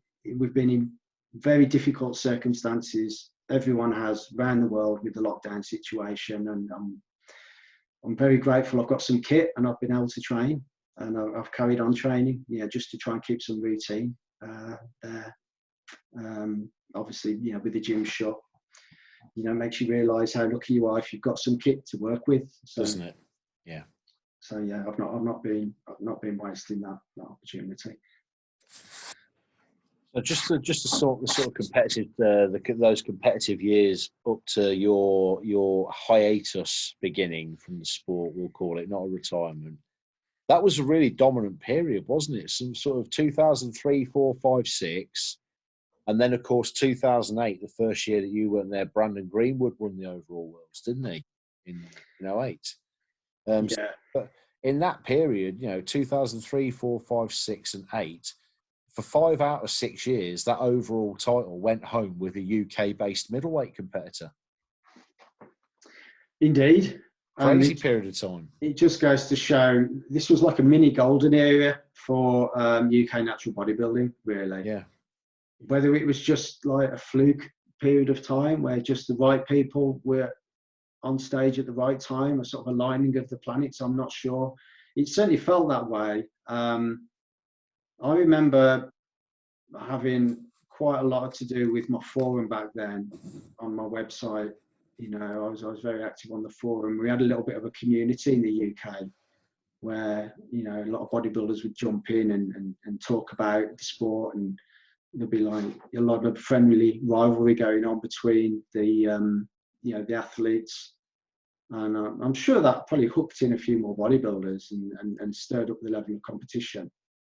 Very much, and I was going to touch on that in a minute. Yeah, definitely, that was a topic we're going to move on to for sure. Yeah, but I was lucky, fortunate to be able to compete in an era in the early to mid 2000s where there was so much talent in the sport from the UK competing, and to have those battles, be able to stand on stage with Nigel Davis, Rob Hope, Brandon Greenwood, you know, from the UK, all the top level athletes. There's a few people who I'd never competed against, and well, you know, it's a shame really. Brian Whittaker, who I mentioned earlier, actually, a friend of mine. I never got the good fortune to compete against Brian. We always ended up in different classes and stuff. But He's got an amazing track record, and of course won the WNBF Worlds Overall, didn't he? Eventually, after many attempts. 4 class wins, and then finally the overall in 15. Yeah. Yeah, indeed. So yeah, maybe that's one guy who I'd have liked to have gone up against. You know, just for fun. You know, I'm sure there's others. You know, there's a whole bunch of like UK athletes who aren't necessarily WNBF bodybuilders who I've never competed against as well. So maybe never will. You know, it's just different eras, isn't it? And you can't compete against everyone. You know, but I'm certainly happy with you know, with the guys who I did manage to get on stage with in the mid 2000s, and a lot of fond memories, definitely. You put some of those names together. I mean, you know, the likes of who was winning the heavyweights back then when you were in the lights. I mean, you'd have the likes of obviously there was Ben Tennyson, Rodney Hilaire, Yeah. And then wasn't he? He's a great guy, Rodney. Dwayne Broadway was competing in the heavyweights. Yeah, that's it. Starting out, I think Martin Daniels was hitting the top. Daniels. Round about that time. Wesley Clark, he was still around. He was in the heavyweights round about, wasn't he, Wes Clark? Yeah. I've never faced Wes again. You know, I faced Wes once at the 2002 WNBF British, where he beat me, so I never got the chance to compete against Wes again, you know, even though we're in different classes of the world. So it's just the way it works out, you know. There's only so many shows you can do, and eventually, you know, you're going to reach a point where you're going to stop competing, and there'll be the odd gap here and there. And you think, oh, you know, I've lost my chance there. But that's always going to be the case in bodybuilding, I think. Yeah. But yeah, we've got some amazing talent in the UK, and that's continued. I mean, I talk about it as a mini golden era in the mid 2000s, but you know, there's still talent being pumped out today, which we can obviously see through, you know, the UK DFBA shows, and it's a consistently high standard, and it's remained a consistently high standard. Incredible, isn't it? I mean, we took over the affiliateship. I mean, 2006 to 2010, there was nothing, even though people were still going out there independently and competing. We're in our 10th year as an affiliate this year, which actually makes us, statistically, is a stat for you, it makes us the longest serving WNBF affiliate in this country ever. I think the AMB had 6 or 7 years, and the BNBF were 5. Really? So 5 or 6. But at 10 years, we're the longest serving affiliate now by a number of years. But in that time, I mean, we've had amazing track records. We've had Gosdecki winning the heavies 3 times, Sam Watt winning the heavies, Mark Oakes has won a lightweight title, Ben Howard's won a lightweight title, Damian Lees has come very close to winning that lightweight title as well. But ironically enough, here's a weird thing. Even though that sort of mid-2000s golden era was dominated by middleweights, we have never, in our sort of tenure as an affiliate, we've never won that middleweight title. Well, I mean, yeah, that's... We've won the lights and the heavies, but we've never won the middles. It's interesting, that, isn't it? Because madness. We had such a run of middleweights in the mid-2000s. Yeah. And then a clutch of heavies. Maybe it'll be the lightweights next. Maybe I'll have a run of lightweights. It's their turn, and you know, the thing is, it's I mean, when I was competing, there was this, you know, the middleweight. I always found the middleweights a very difficult class to win, and sometimes you'd see bodybuilders try and manipulate their body weight in order to get out of the middleweights. Into the lightweights or into the heavies, and then, you know, they could do certain things to their bodies before the show, you know, dehydrate, end up in the lightweights, or overwater, overcarb themselves to end up in the heavies, you know. But I think maybe that was the case back in the 2000s, but I think all the classes are just stacked now. I don't think there's any easy option, is there? Because the heavies seem to, they've got their act together with the conditioning now, haven't they? Everyone seems to have got their act together with the conditioning. That's probably one of the things which I've noticed more as a trend over the years. It's just like more people at the upper level coming in conditioned. I mean, we still had it back then, but there just seems to be greater proliferation of it now. I think it's standard across the board now. And again, we talked about it in a previous podcast, and I won't sort of bang the drum again. I think there's a very unhealthy trend that everybody thinks that's the be all and end all these days, and that, you know, they're prioritising condition over other aspects of the physique, which I know you're a conditioned guy and you always prided yourself on being in great shape, but you always maintained that fullness and didn't let yourself get emaciated and strung out with it. Whereas I think guys now are sort of giving up muscle at all costs. Yeah. You know, it's counterproductive in my view. But we could do a whole other podcast on that score. Yeah, I think you've covered it well, and just to, you know, put a cherry on it, I'm in agreement with basically what you know, you and others have said on this, and I think there's the point of diminishing returns with condition. Yeah. You know, you want to get to the point where you stripped the fat off, you know, in order to show your physique, you know, with nice clean lines. But once you get to the part where you're dieting off muscle tissue in order to gain a few extra pounds reduction in body fat, you know, you're going too far. And it's not a dieting competition, it's bodybuilding. And, you know, you're not necessarily going to get that extra mountain of work you're going to have to do to get your body fat down just that little bit further. I certainly learned that, and, you know, that's why, like, the year I won the Worlds Overall in 2006, you know, I was certainly in good shape, but not over dieted. I could have maybe got a fraction harder, but I knew in order to get that, you know, last bit off, I would have had to sacrifice muscle tissue to do that, and that would have upset the balance. So just, you know, be sensible, aim for the sweet spot, and no more, and you can get to that end point healthy without killing yourself, and have a great physique, you know, at the same time that's worthy of winning a competition. But you don't necessarily need striated glutes, you know. If you've got them, great, but, you know, they're not necessarily a ticket to first place. No, they certainly shouldn't be. They shouldn't be. In terms of contest sort of history and track record, then, AJ, is there anything else you want to touch upon before we move forwards? No, not at all. I think feel free to go onto the forum, and then I've got a few questions myself on training and nutrition, if we could fit them in. Sure. And try and keep it under 3 hours so we could put it up as like, that's the problem. When you've got all-time greats of the sport, with absolute legends that nobody's had a chance to talk to for years, these things, they're going to be long, aren't they? I'm not bothered. It's more so just for the ease of uploading it. I get you. So just a bit of trivia, actually, John. You mentioned doing Dr. Joe's camp. You competed against Dr. Joe in the Worlds, didn't you, and beat him? We were in different classes. I did compete in the same show as Joe. I believe this was 2003. There were only two classes in 2003, and you and Joe were in the same class. In actual fact, you also competed against my dear friend who we lost a few months ago, Bill Murphy, in that same. Right. Joe and Bill were in the same division, in that lightweight division. And I think they were sort of 7th and 8th. I think Bill and Joe were in yeah. I may have competed against Joe a couple of times, possibly. Yeah.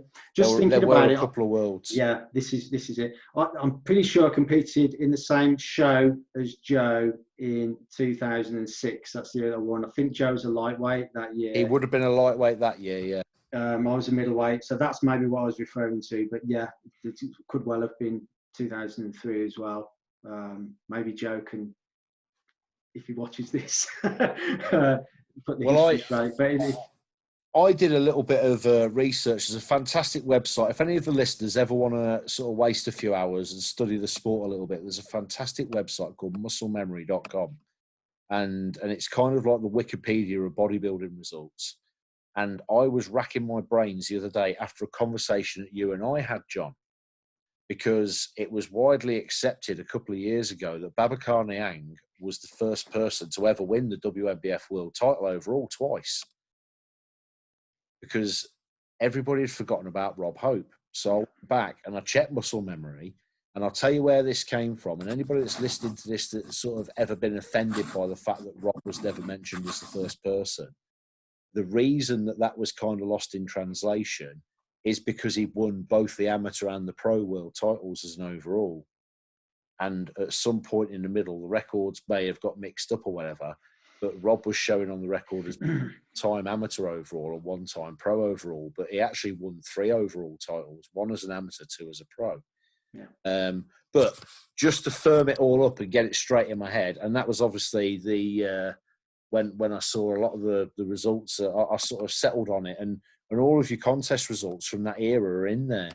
And I was looking down one of the lineups and saw Dr. Joe in there, saw Bill Murphy in there, and other names as well, names of people that are on the judging panels when we go out there now, a lot of coaches, a lot of guys in your position, similar position to you, where they're taking an extended hiatus from competing. Some of the names on there, absolute legends. So if you've got a few minutes to spend, go and waste your time on musclememory.com. Yeah, I'm aware of that website. Yeah, I'm aware of it, and it's been a while since I've been on there, but it's important, I think, to try and to have this record of history of bodybuilding, and it's good that it's all in one place, and then that there's an archive, because as the years roll by, it's you want to be able to recall who you went up against, and there were such big classes. Sometimes it's hard to remember who exactly you were up against. Going looking at the class as a whole. But yeah, Joe, the Muscle Camp, 2007. So yeah, I mean, I got the invite to do that shortly after I won the Worlds in 2006, and it took a little bit of setting up, and we had to sort of schedule time out, from my life in order to get out there, to sort of slot in with Joe's Muscle Camp. And I wasn't there too long. Probably spent about 3 days out there, and we had a big bunch of men and women, competitors, non-competitors, who just wanted to have a weekend of training and dieting and learning from the pros, and just be absorbed in that sort of lifestyle for 2 days, just to scoop up as much knowledge as possible, and do some training as well, do some hands-on in the gym. And I thought it was an amazing idea, and I sort of came back from it thinking, why aren't we doing that over here? I could see the idea take off. If we need Joe to come over. I think I even had a conversation with Joe. We need to get you over to the UK to get this. Or maybe you just need to do it, John. Perhaps. You never know. Maybe. I mean, I do a little bit of coaching, but I never sort of like rolled it out to the big format of the Muscle Camp. But yeah, maybe that's an idea with legs. I mean, I'm easy to contact. I've got my own website at johnharris.com. If anyone thinks that that's a good idea, then drop me a line. If that's, I'd love to hear feedback from people, and I'm all for ideas and anything that can help drive this sport forward, and keep motivation high, especially in the current climate. Obviously, we've been under so much pressure with what's gone on in the world the last few months, and I think bodybuilding needs a shot in the arm. We need to sort of really attack this and get the sport back on its firing on all 4 cylinders again. Yeah.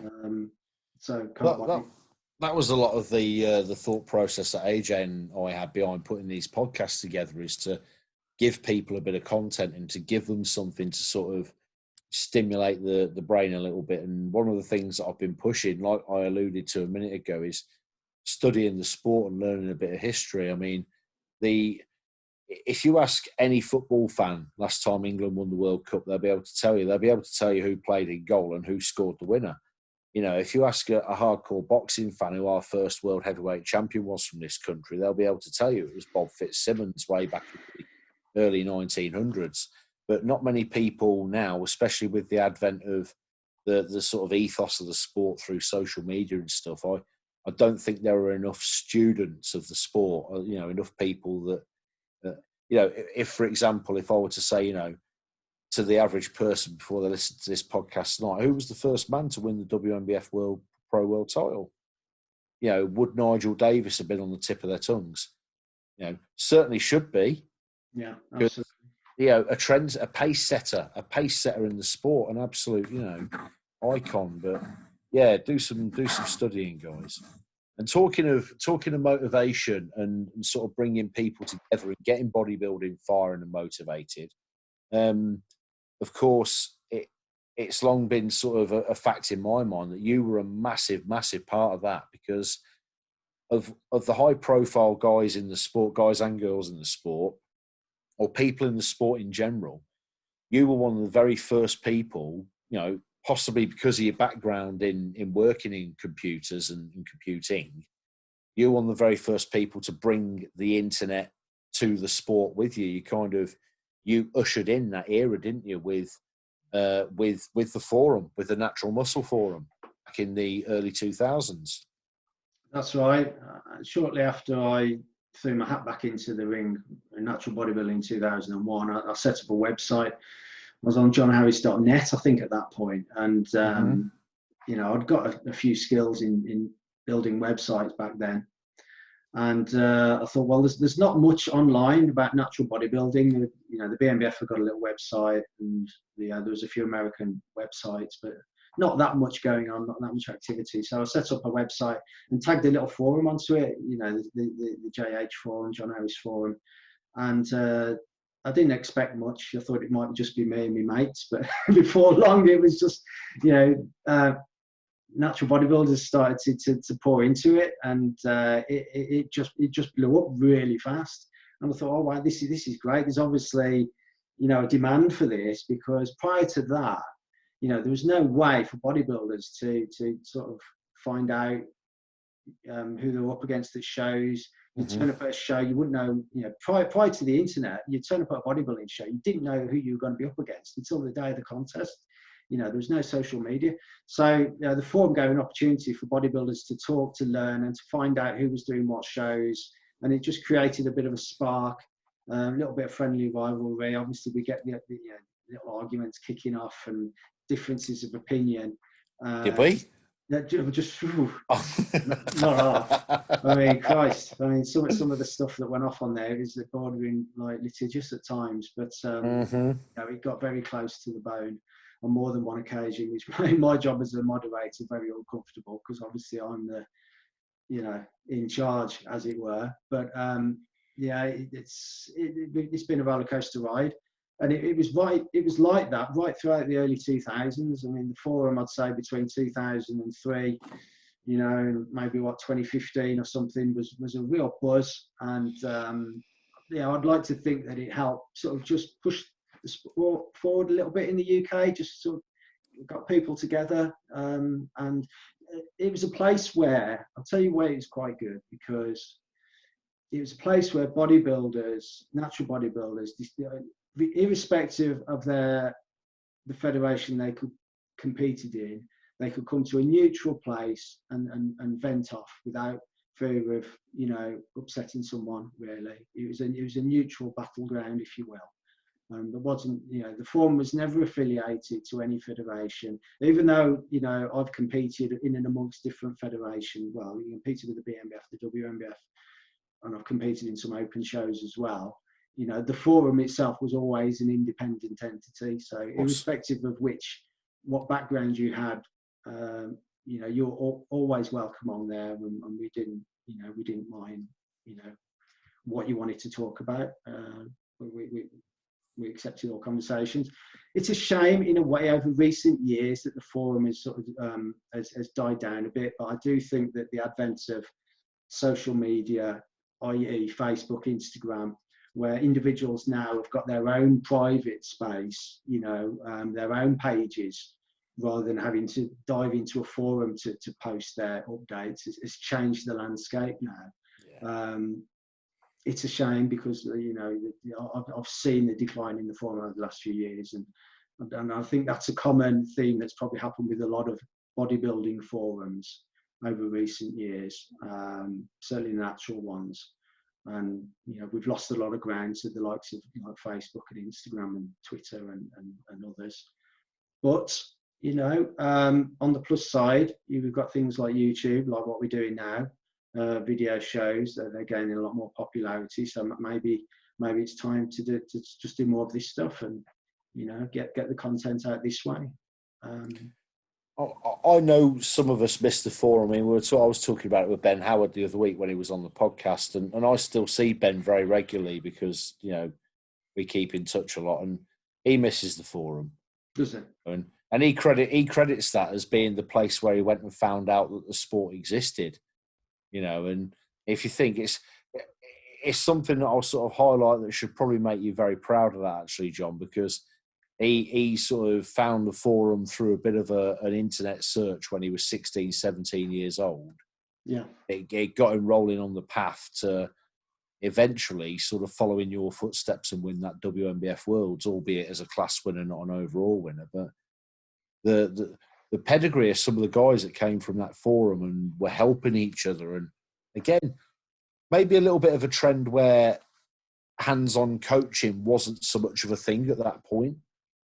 So we'd swap tips and, you know, people would go on there asking for advice and, you know, I know I caused you a few headaches by getting involved in a few battles in those days. And luckily, all bar one or two of the people who I'd have no need to speak with anymore, pretty much anybody I ever disagreed with on the forum, we sort of buried the hatchet and we're good friends now. But we had some, you know, we had the end of year awards where people would vote for best show, the bodybuilder of the year, and, you know, the forum thread of the year and things like that. And they were good fun times, weren't they?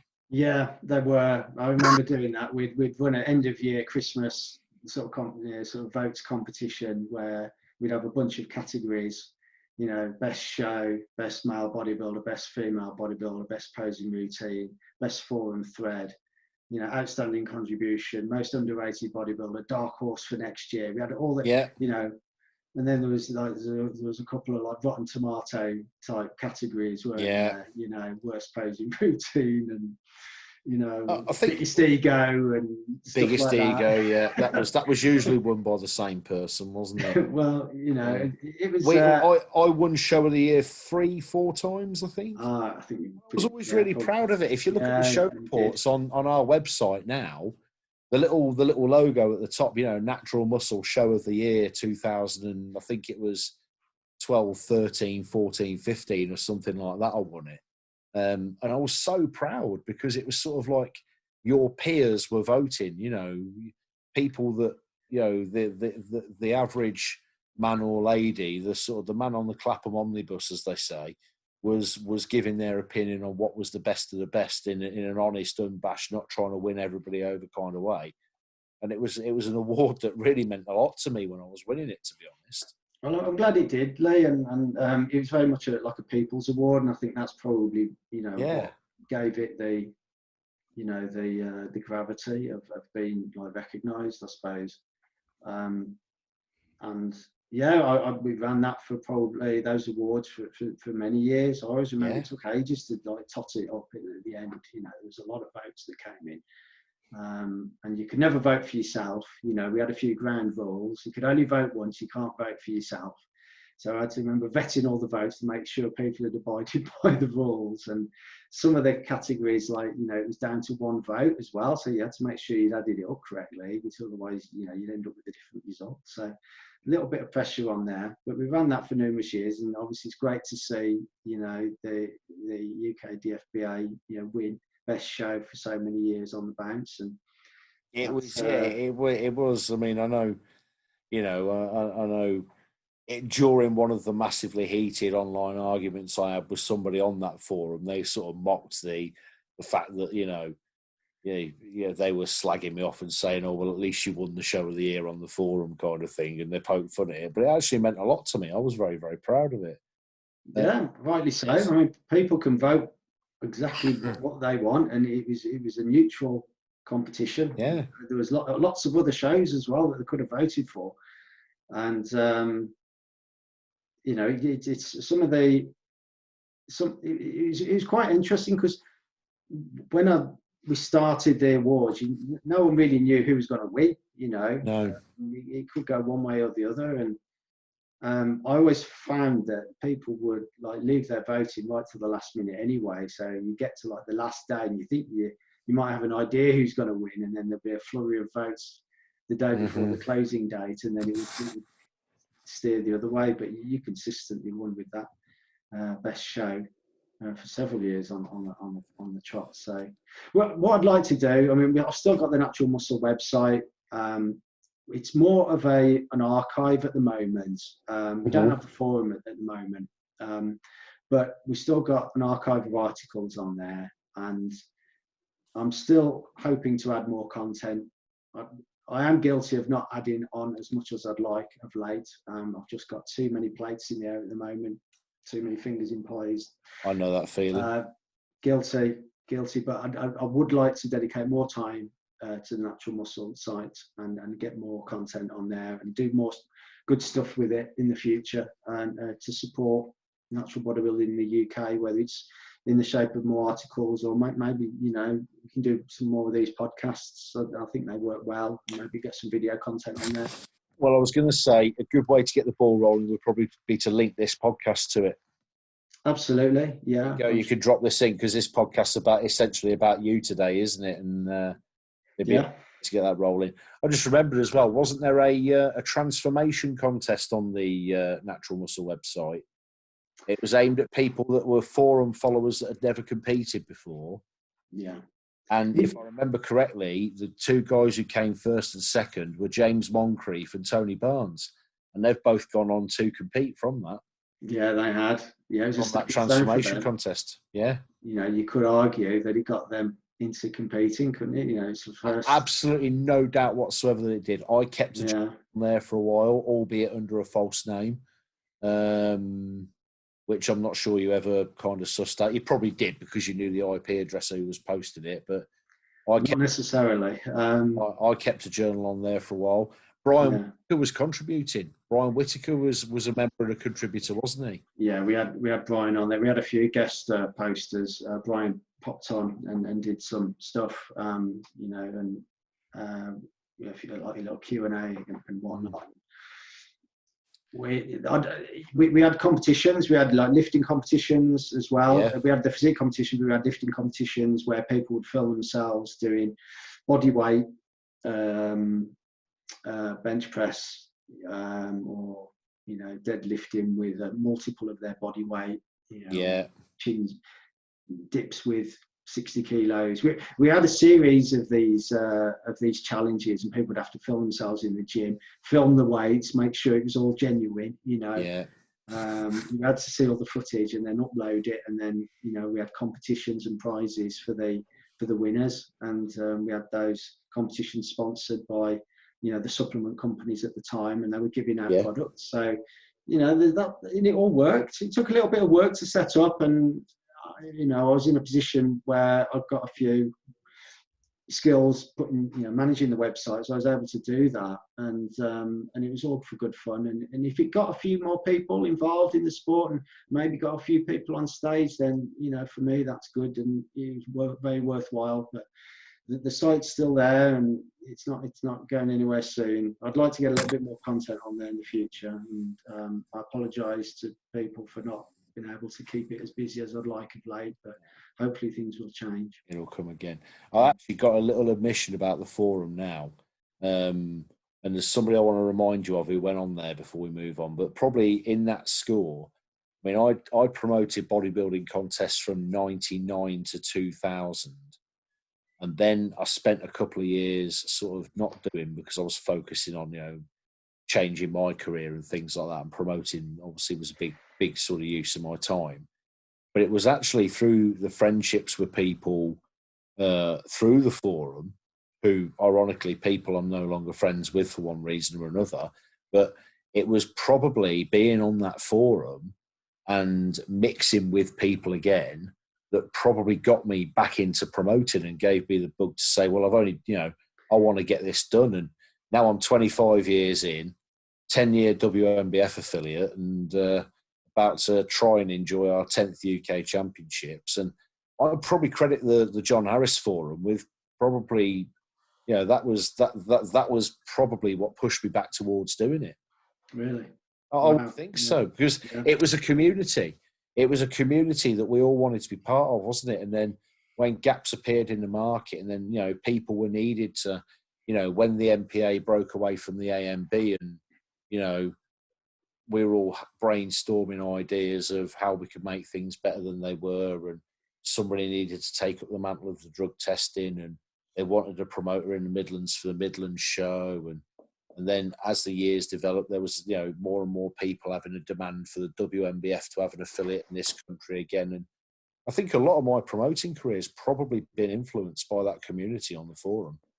Yeah, well, that's fascinating, really. And in hindsight, looking back, when you think about how online communication has evolved over the years, there was a bit of a void between, you know, say 2000, 2001, 2002, and then the advent of social media, big time, like Facebook. You know, there was that gap in the, you know, the early to mid 2000s where, you know, social media wasn't really there, but the forum, my forum was, and it plugged a gap, if you will. And, you know, if it helps you in some way to sort of make the decisions in bodybuilding that you needed to enable you to be where you are today, then I'm proud of that. You know, it's kind of like, it's, in a way, it's helped steer a little piece of history, perhaps, in the sport. Done.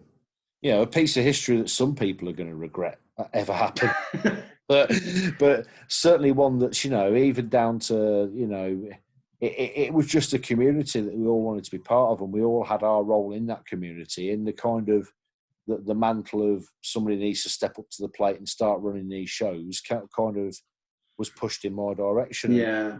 Well, I remember, you know, when I went out in 2006 and 2007, you know, to the WNBF Worlds, and we hadn't got the affiliation anymore. So we were an independent team. We could sense the void. And I even had a few conversations with Steve Downs and Charlie Carolla. Charlie, yeah, great guy, Charlie. And, you know, it was like, what we're going to do, you know, because like everyone wanted to keep a link there, you know, all those that remained, you know, the WNBF pros and INBF athletes that still wanted to go out and compete. Everyone, you know, that remained wanted to carry on and continue competing, but we became more acutely aware that there wasn't an affiliation anymore. And, you know, at one point I even thought, you know, could I step up to that? And the thing is, I'm not a show promoter. It's not in my blood like it is you, Lee. You know, you're very cut out for that role. And I've always said this: it takes a certain type of person to be able to do that job. You know, you've either got that skill set, very specialised skill set, to be able to do all those difficult tasks that's required to put together a show. Either you've got that skill set or you haven't. Maybe to some degree you can develop those skills, but I still think you've got to have it, you know, a certain amount of like raw ability to do that. For me, I've always just been, you know, a bodybuilder and a little bit of a, you know, a computer whiz as well at times. You know, I could do the tech stuff, but like the show promotion, it was always a case of like, you know, we need someone to sort of fill the boots. And, you know, we're all very grateful, Lee, that you stepped in and you know, and set that relationship back up again. You know, to give the athletes the route back to the WNBF INBF Worlds. I appreciate you saying that. Yeah, I appreciate that. I mean, I know not everybody's grateful that I stepped back into the plate, and I know it was a decision that cost me a fair bit personally, because, you know, bodybuilding being the sport that it is, it did sort of bring about the breakdown in some of the relationships I have with some people, because, you know, they didn't want it to happen. But at the end of the day, you know, it needed to happen. It was the best. I mean, it was sitting in that audience in 2009 with the independent athletes who were actually MPA Britain winners that I'd gone over with, because there was no world championship for them to compete in that year with who we were with the UIBBN. And there was the 4 people on the team, and, you know, myself and a couple of friends and family. And I was sitting there in the audience thinking, it's absolutely ridiculous that, you know, now 2 sanctioning bodies, the AMB and the BNBF, have allowed their relationship with this organisation to break down. And this is the major league. This is the one that everybody needs to be winning. This is the big opportunity. And it was a no-brainer for me. It really was. And I think probably, I know that the podcast isn't about me, but sort of, you talk about that mindset of a show promoter. I think the biggest thing for me was I didn't want anything out of the sport personally. I wasn't still competing. I wasn't looking to win a title or be somebody in the sport. And I think that's one of the reasons I'm probably able to look at things a little bit more objectively and be a little bit more neutral, and I'm a little bit more willing to make those difficult decisions, because I'm not trying to keep anybody happy. I don't need anybody to tell me that I'm not going to stand in front of that panel of judges worrying whether I've annoyed somebody. I sort of do it black and white, and I guess you've got to have that mindset to be a good show promoter. And if you've still got a vested interest in the sport in terms of what you're getting out of it as an athlete, I think that's always going to blur the lines, in my view, between whether or not you can truly promote a contest as a platform as it's supposed to be, or as one that, you would veer towards your own needs at some point. But I mean, that's again a whole nother conversation. And I know AJ's dying to get into some training and nutrition stuff with you, so I'm going to pass back, and if that's all right, John, and let AJ field the next couple of questions. Awesome. Well, yeah, just to sort of cover that last topic that we had there, fantastic discussion, and I'm sure people will take home a lot from that. And just to add on the forums from my end, when it was still up there, I only actually realised the other day that it wasn't up there, because I went looking for it again and I couldn't find it. In 2017, I was reading through all of Ben's and a lot of others' old logs, and just taking little bits that I could learn from when Ben made a change that sort of was relevant to when I was maybe making a change as well. What he'd learned from specific peaks that he'd done, and I took a lot from that. And I'm still trying to keep it a little bit alive with the one that I have on my site, actually. And I'm like, unfortunately, people are more interested in the videos on the site. They don't care about the forum really, which is a shame. And that's exactly what you just discussed, is the rise of social media and the rise of video content, and the way that people like to learn and absorb is completely different now. They don't really want to read, and they prefer to listen or watch. It's easier, isn't it? It's why everyone has an Amazon, whatever it's called, in their room, that they shout play music and it plays music instead of doing the other stuff. Getting up and picking a CD off the shelf has become too difficult for us these days. I'll give you the one thing I forgot, and I'm sorry to jump back in again because I know everybody's dying for me to shut up. No. Don, do you remember Eric Morris? I mean, you won't have forgotten Eric Morris. The old Yin was his username on the forum. Of course, yes. And, Eric, may he rest in eternal peace. A lovely, lovely man, ex-powerlifter, competitive bodybuilder, pro wrestler, competed with the WNBF in the early 2000s before he became ill and passed away. We had this community where Eric would go on every day. He'd go online and do his Sun crossword, have a hop on the forum, then he'd get the bus over to Carlisle, near where he lived, to train, and then get the bus back and hop on the forum again. Every single day he would go down the members list and see whose birthday it was and put a post on to wish somebody a happy birthday. Eric never missed anybody's birthday, did he? And that was the kind of community that there was then, that there aren't many people, and maybe it's a generational thing, who takes that much care over people now. Yeah, it's sadly lost, Lee, and you've just reminded me of lovely Eric, and I used to read and enjoy all of his content, and he was a religious poster, and he used to get a lot of respect off everyone on the community. He'd post up photos as well, and it's just an inspirational figure for someone in his senior years, be able to sort of, still battle away in the gym and do those big lifts. It's an inspiration to us all. And I miss that, I do miss that content, and, put all the arguments aside, that happened on the forum, and there were plenty of those, but there were some golden moments too. And I used to be able to use the forum as a form of motivation to train and inspiration. And it's I just, like I said earlier, I think it's like a good purpose in the era that it was in.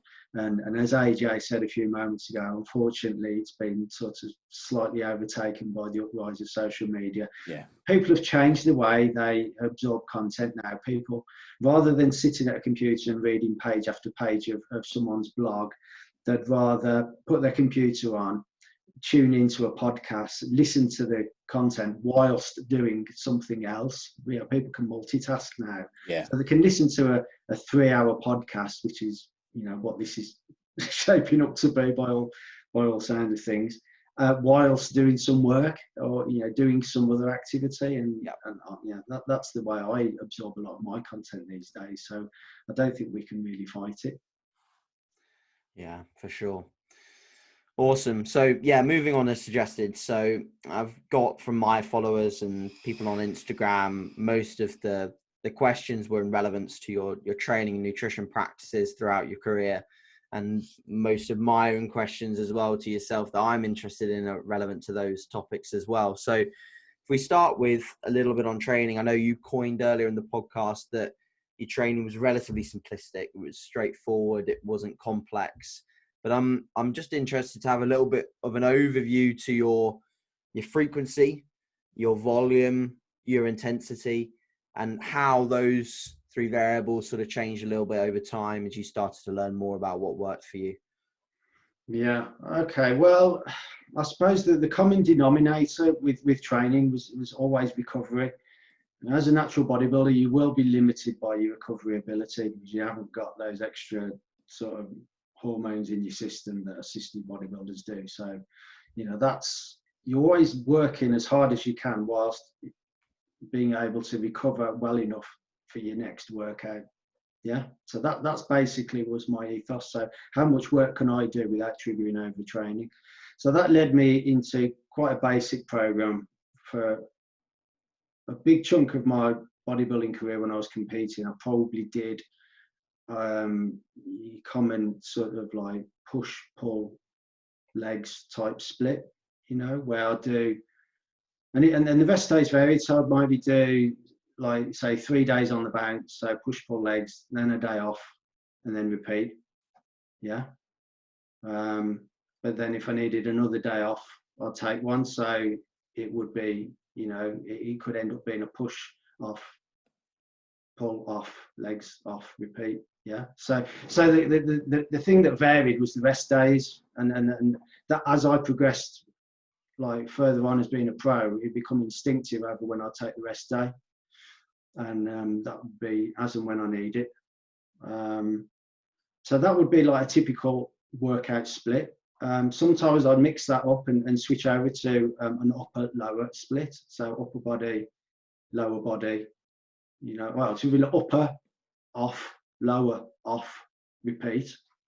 Yeah. But the only problem I found with that one, AJ, is that like as like I got more into my training, especially as I was getting more into the pre-contest stuff, my stamina to get through the upper body session would run out. My tank would be empty halfway through. So usually the upper lower split would be maybe more of an off-season thing, whereas pre-contest I'd switch to a push-pull legs type of fare. So that's like the broad overview of the workout structure.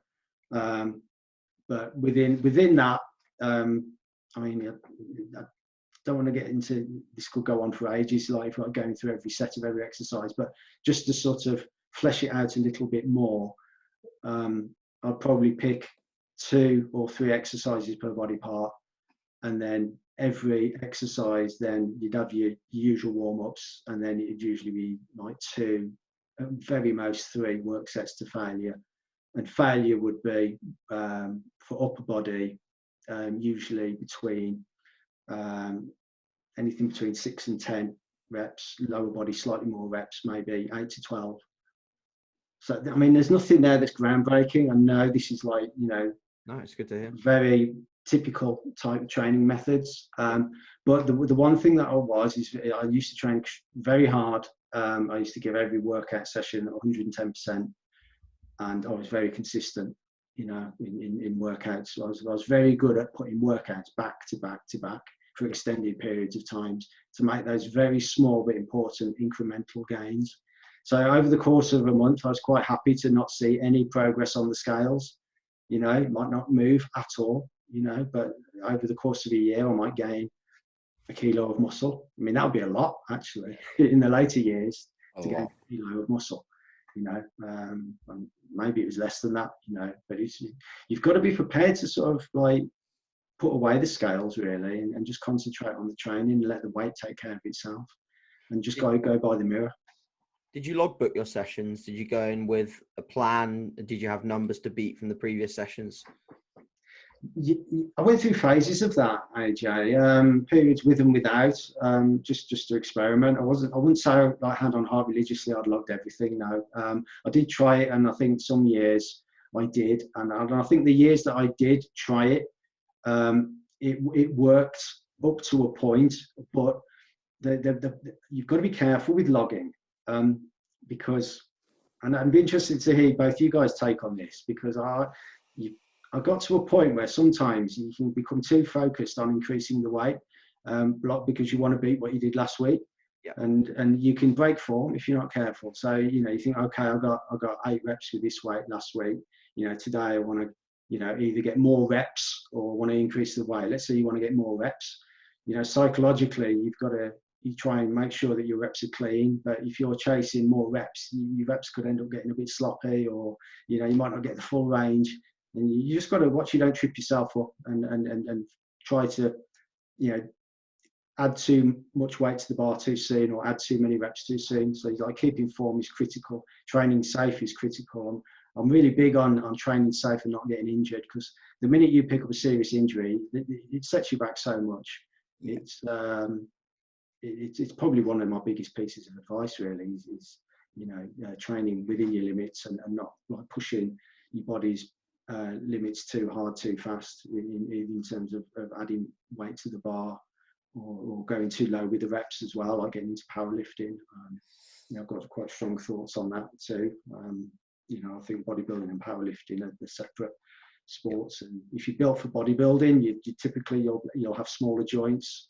You'll be more prone perhaps to injury from doing the more powerlifting type movements with the low reps. And you know, the last thing you want is a serious injury, a muscle tear in bodybuilding, because it can really ruin things for you, you know, if you get that tear. So yeah, that's one reason I managed to sort of stay in pretty good shape, you know, is I never went like down into those like single, double rep zones with the super heavy weights. So I always sort of erred on the side of caution and went no lower than, say, 6 reps.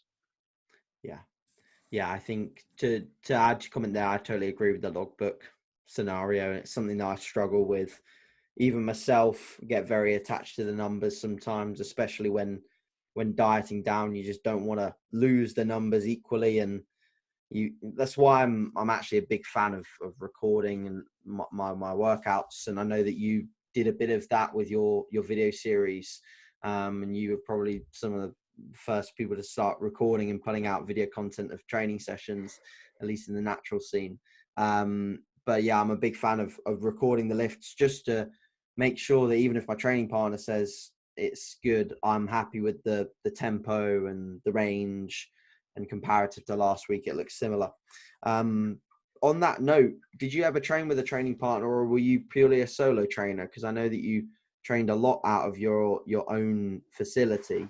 How much of your training was solo, and did you ever train in commercial gyms as well with training partners?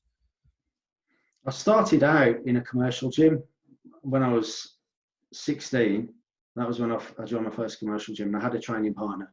That was a chap called Nick Griffiths, who I was at school with. We were at grammar school together, and he was a bodybuilder like me, and he didn't compete, but he was strong. He was a little bit stronger than me in some exercises, and I might have been slightly stronger in a few others. So we had that little bit of a sparring sort of going on, you know, where you can push each other, and it was really nice. I really enjoyed it, and I had a training partner right through junior days, as I went through school, and I think when I was at university, I had periods where I was training on my own and with the training partner.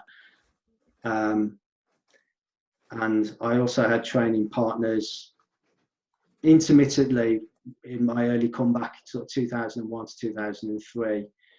But, you know, it's kind of, I always found it slightly tricky because I was always changing.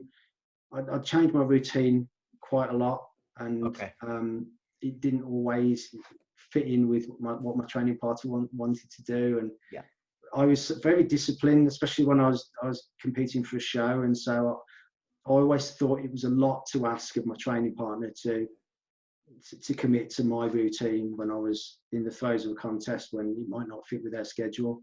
So I actually found it in the end, like it was easy for me to train on my own when I was competing. Then I could train when I wanted. I could change my routine when I wanted on a daily basis. If I needed a day off, I didn't feel guilty because I had to cancel on my training partner, you know.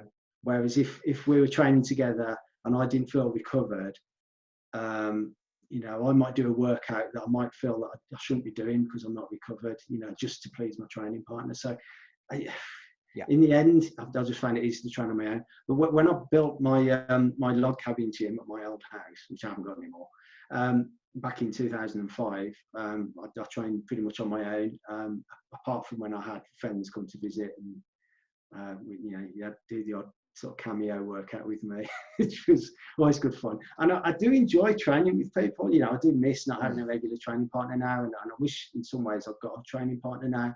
I've got friends who pop by. Obviously, no one recently with the lockdown. I've not had anyone to train with, but occasionally, you know, old friends will drop by and put me through my paces. Because I think it's good to, you know, to sort of to have that that sort of it's good to be able to sort of like test yourself with training partners in the gym. Not necessarily have the force reps thing, because I'm not so big on the force reps thing anymore, but just to have someone in the gym to sort of just raise, you know, amp up the intensity and just get the best out of you, because that's the hard thing with training on your own, is getting the best out of yourself. And all I've ever had really is my music, and you know, you can turn your music up and you can put your best tunes on and you can give it you all that way, but it doesn't replace having, you know, someone screaming at you and encouraging you to get more reps. I've found that, especially things like leg pressing is one of the most common things where you probably could have had 4 or 5 more if someone was there watching the pace of the set, or someone, like if your training partner goes before and gets 20, you've got that pace of the 20 and you know you don't want to get any less than 20, when you could make 15 feel hard on your own if you were there on your own in your garage. Like, I've found that myself. But there's certain exercises like upper body, incline pressing, you fail when you fail, you know, even if your mate sets 10 and that's the benchmark, he's a better presser than you, it's unlikely you can urge your way to 10. It's like there's a mindset shift on some leg movements. Do you agree with that a little bit? Absolutely. When you're doing any kind of heavy compound move, whether it's like leg press, deadlift, or squat, you know, it's more of a mental battle, I think. You know, you get the lactic acid set in, the muscles aren't fatigued, but the overall toll on the body is so extreme. You know, you get the burn set in, you're running out of oxygen, you know, if it's high rep stuff, and it's just a mental battle to get to the end of the set then. And I did some like big lifts on, I think these on YouTube as well, you can dig them out, where we did some high rep deadlifts with 140 kilos, and there's another one with 180 kilos. I think I managed something like 32 reps with 140 on the deadlift. Wow. And it's stupid. And I think got 18 reps with 180. And that's the strength endurance. And I won't be able to do that today. I did that like several years ago. I really trained up for it quite hard. But that kind of test, I think it's good, like for anyone who's into weights to do something like that, maybe, you know, at least once in their careers, you know, as a regular challenge at least, just to see what you're capable of, because it's a real test of mental grit. Because I can tell you now, like doing that like 32 rep set, I think I got to like 20 reps and I'd had enough. and I still got another 12 reps to go. And how I got from like 20 to 25, I don't know. I mean, I think by the time I was up to 25, I was like ready to die. And then from like 25 to 30, I was like, I just, you know, I was kind of like detached from my body at that point. I don't think it was God that was doing that. I don't think I was doing them anymore. It was the Lord, good Lord above. And then I got to 30, and then I was ready. I thought, like, psychologically, I was going to do it, because you know when you get a number in your head and you kind of like train, you can do reps to that number, and then somehow you feel like you need to stop, or you can't do any more because it's a round number. So I got to 30 and I thought, yeah, that's it. And then I thought, well, you know, I've got to 30. What's an extra rep or two? So I've got 32 out. But I'll tell you now, like that session, that was the end of the workout for that day. And I was overtrained. I couldn't do anything for the rest of the week. That was it. Your nervous system is. Yeah. I mean, the following day I was that sore, but 2 days later I just couldn't even get out of bed. You know, I was just a wreck. So, yeah. But good fun, and I think, you know, you should do challenges like that. You know, again, push yourself. Arguably safer than chasing a 1 rep max challenge as well. All day long. Yeah. After that, I mean, you know, that you're not, so long as you keep good form on those reps, you're not going to do yourself any serious damage. You know, you're going to batter your CNS for a few days. Yeah. But you know, I mean, that was a good workout, and probably got some growth out of it as well. You know, maybe I'm sure, like, I did a workout the following week, and you know, my strength levels had gone up, and my endurance had gone up as well. So it obviously improves your cardiovascular capacity doing that kind of training. But you can't do that kind of training every week. Your CNS would just fry. So that's the kind of a once a year type thing. Maybe you could do a bit more often than that, but for me, I think I only did that challenge a few times for the forum, just to get something on the record. And so I did the 180 kilos for, I think got something like 18 reps or something with that. And in a way that was hard, but actually I think I found the 140 harder, just because the stamina, the lactic acid, you know, the oxygen depth was just that much greater. But that I was by no means the strongest there. I'm sure someone else got higher. I'm struggling to remember names, but I know. I think it was Martin Petro, wasn't it? Could have been. Petro do really good on that deadlift challenge. Deadlift challenge. I'm sure Martin did incredibly well. I don't think he was on the forum, was he? I don't think he not ever on the forum. I know Godzeki and Kay had huge deadlift battles, but this was probably maybe a few years later. Yeah, Glenn Danbury got some good lifts in there as well. Brilliant strength athlete. Yeah, and some dips as well. There were some brilliant dippers. We had a dips challenge with 60 kilos, and I thought, you know, we might see a few guys get half a dozen dips here, and then I'm sure someone came on and did like 30 dips or something daft with 60 kilos on the belt. You know, just ridiculous stuff. But that's it's good fun. Definitely enjoyed that. But I have 2 more questions on training, then we'll cover a little bit on nutrition. So one of the critiques of the push-pull splits and the upper-lower splits is that the arms don't get enough focus because we tend to tag them on at the end of the session when we're tired and we're fatigued, and you know, you'll do a few sets of curls and some push downs or whatever you'll do for arms at the end of a session, and they don't tend to get as much priority principle basis as they would if they were front end. You have really good arms, in my opinion, and I'm just wondering as to whether you ever prioritized them and you ever did an arm day in your programs, or did you always have them tagged on at the end and they just grew fine with that approach? You've got me thinking there now, because whether I did pull out arms at any point and prioritize them. I can answer that for you. Go on, Lee. Go on. You jump in. I remember round about the time it was after you turned pro. I remember you publishing a workout on the forum, and you went to a 4-day split, and you had back on its own on one day and arms on their own on one day. There you go. Chest and, I think you did chest and delts one day, legs another, then back on its own and arms on their own. I know you did that for a while. I remember that from the forum because I actually copied the routine and did it for a little while. This is it, you see, because I've got to be careful because I want to try and get my history right here. Because I know I did a lot of push-pull legs, and I know I did quite a lot of upper-lower, but like, you know, I did other stuff. And I know going into the 2006 Worlds, I spent a lot of the year bringing up my back. So I know I pulled back out on its own, definitely. Did back pretty much on its own. I might have tagged in rear delts because it's kind of, there's a lot of overlap there. Can't say for sure with biceps doing that workout. I would have thought I would have done biceps, at least with triceps, Lee. But I don't know. You definitely did bis and tris together. Yeah, it could have been a bis and tris. Because I think my arms, even though they've got, like, you know, quite decent separation, like the overall girth of them was, you know, always wanted to get them a little bit fuller, especially the bis. So yeah, I think I did pull them out, and that's a very valid point about biceps being an afterthought. If they're at the end of the workout, they will get tired. If you're training back first, you know, the bis will be pre-exhausted. So by the time you get to the end of the workout, you know, they are going to be somewhat tired.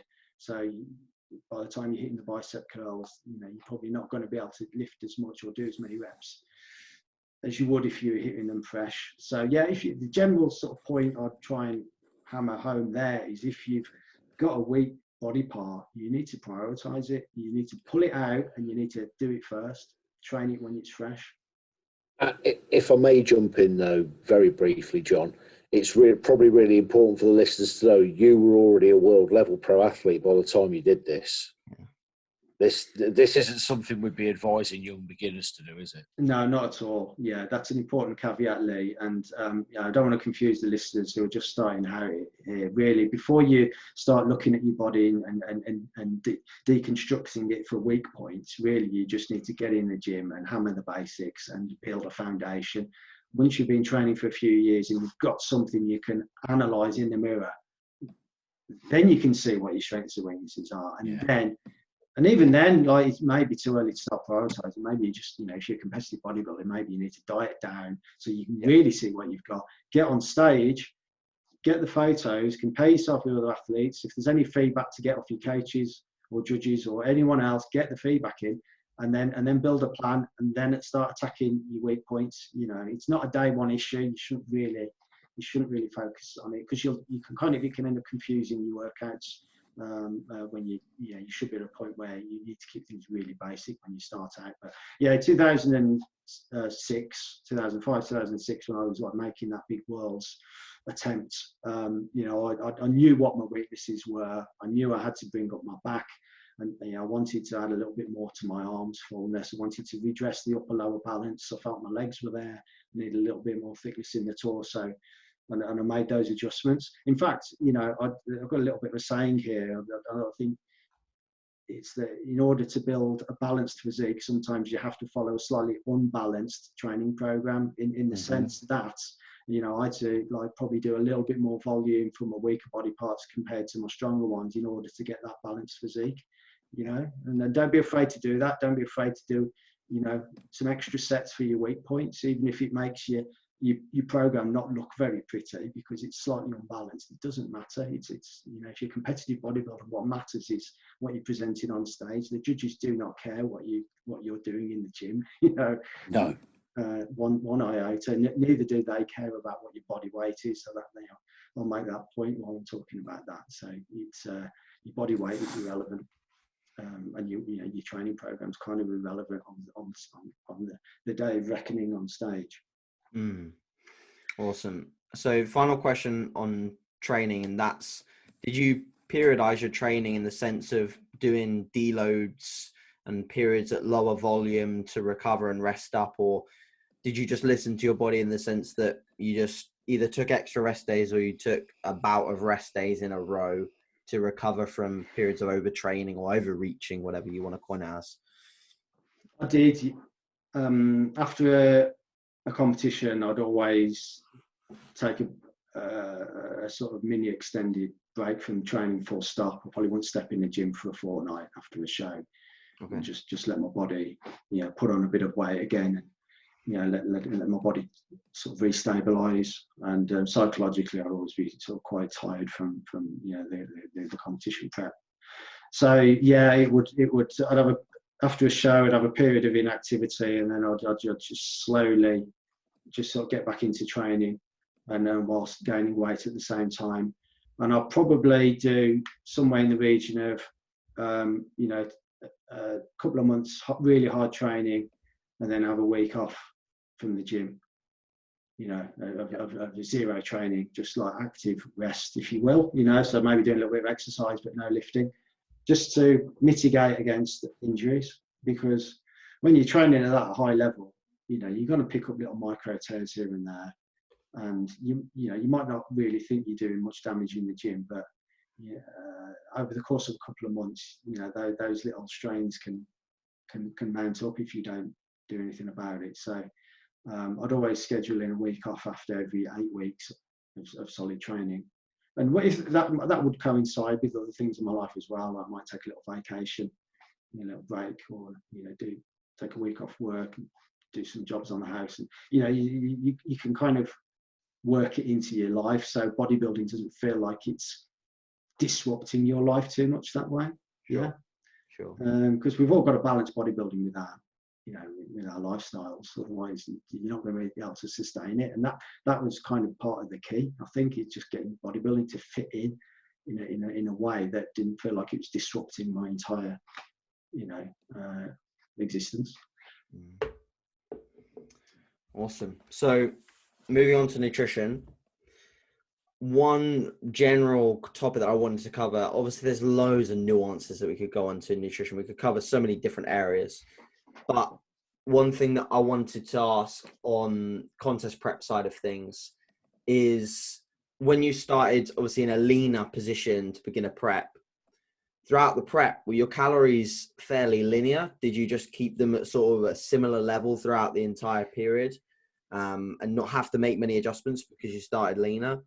And in and amongst that question, if you could answer whether you did periods of refeeding or diet breaks where you ate higher calories for a period of time, which kind of ties into the fact that whether it was linear or not throughout the prep. It's a non-linear prep.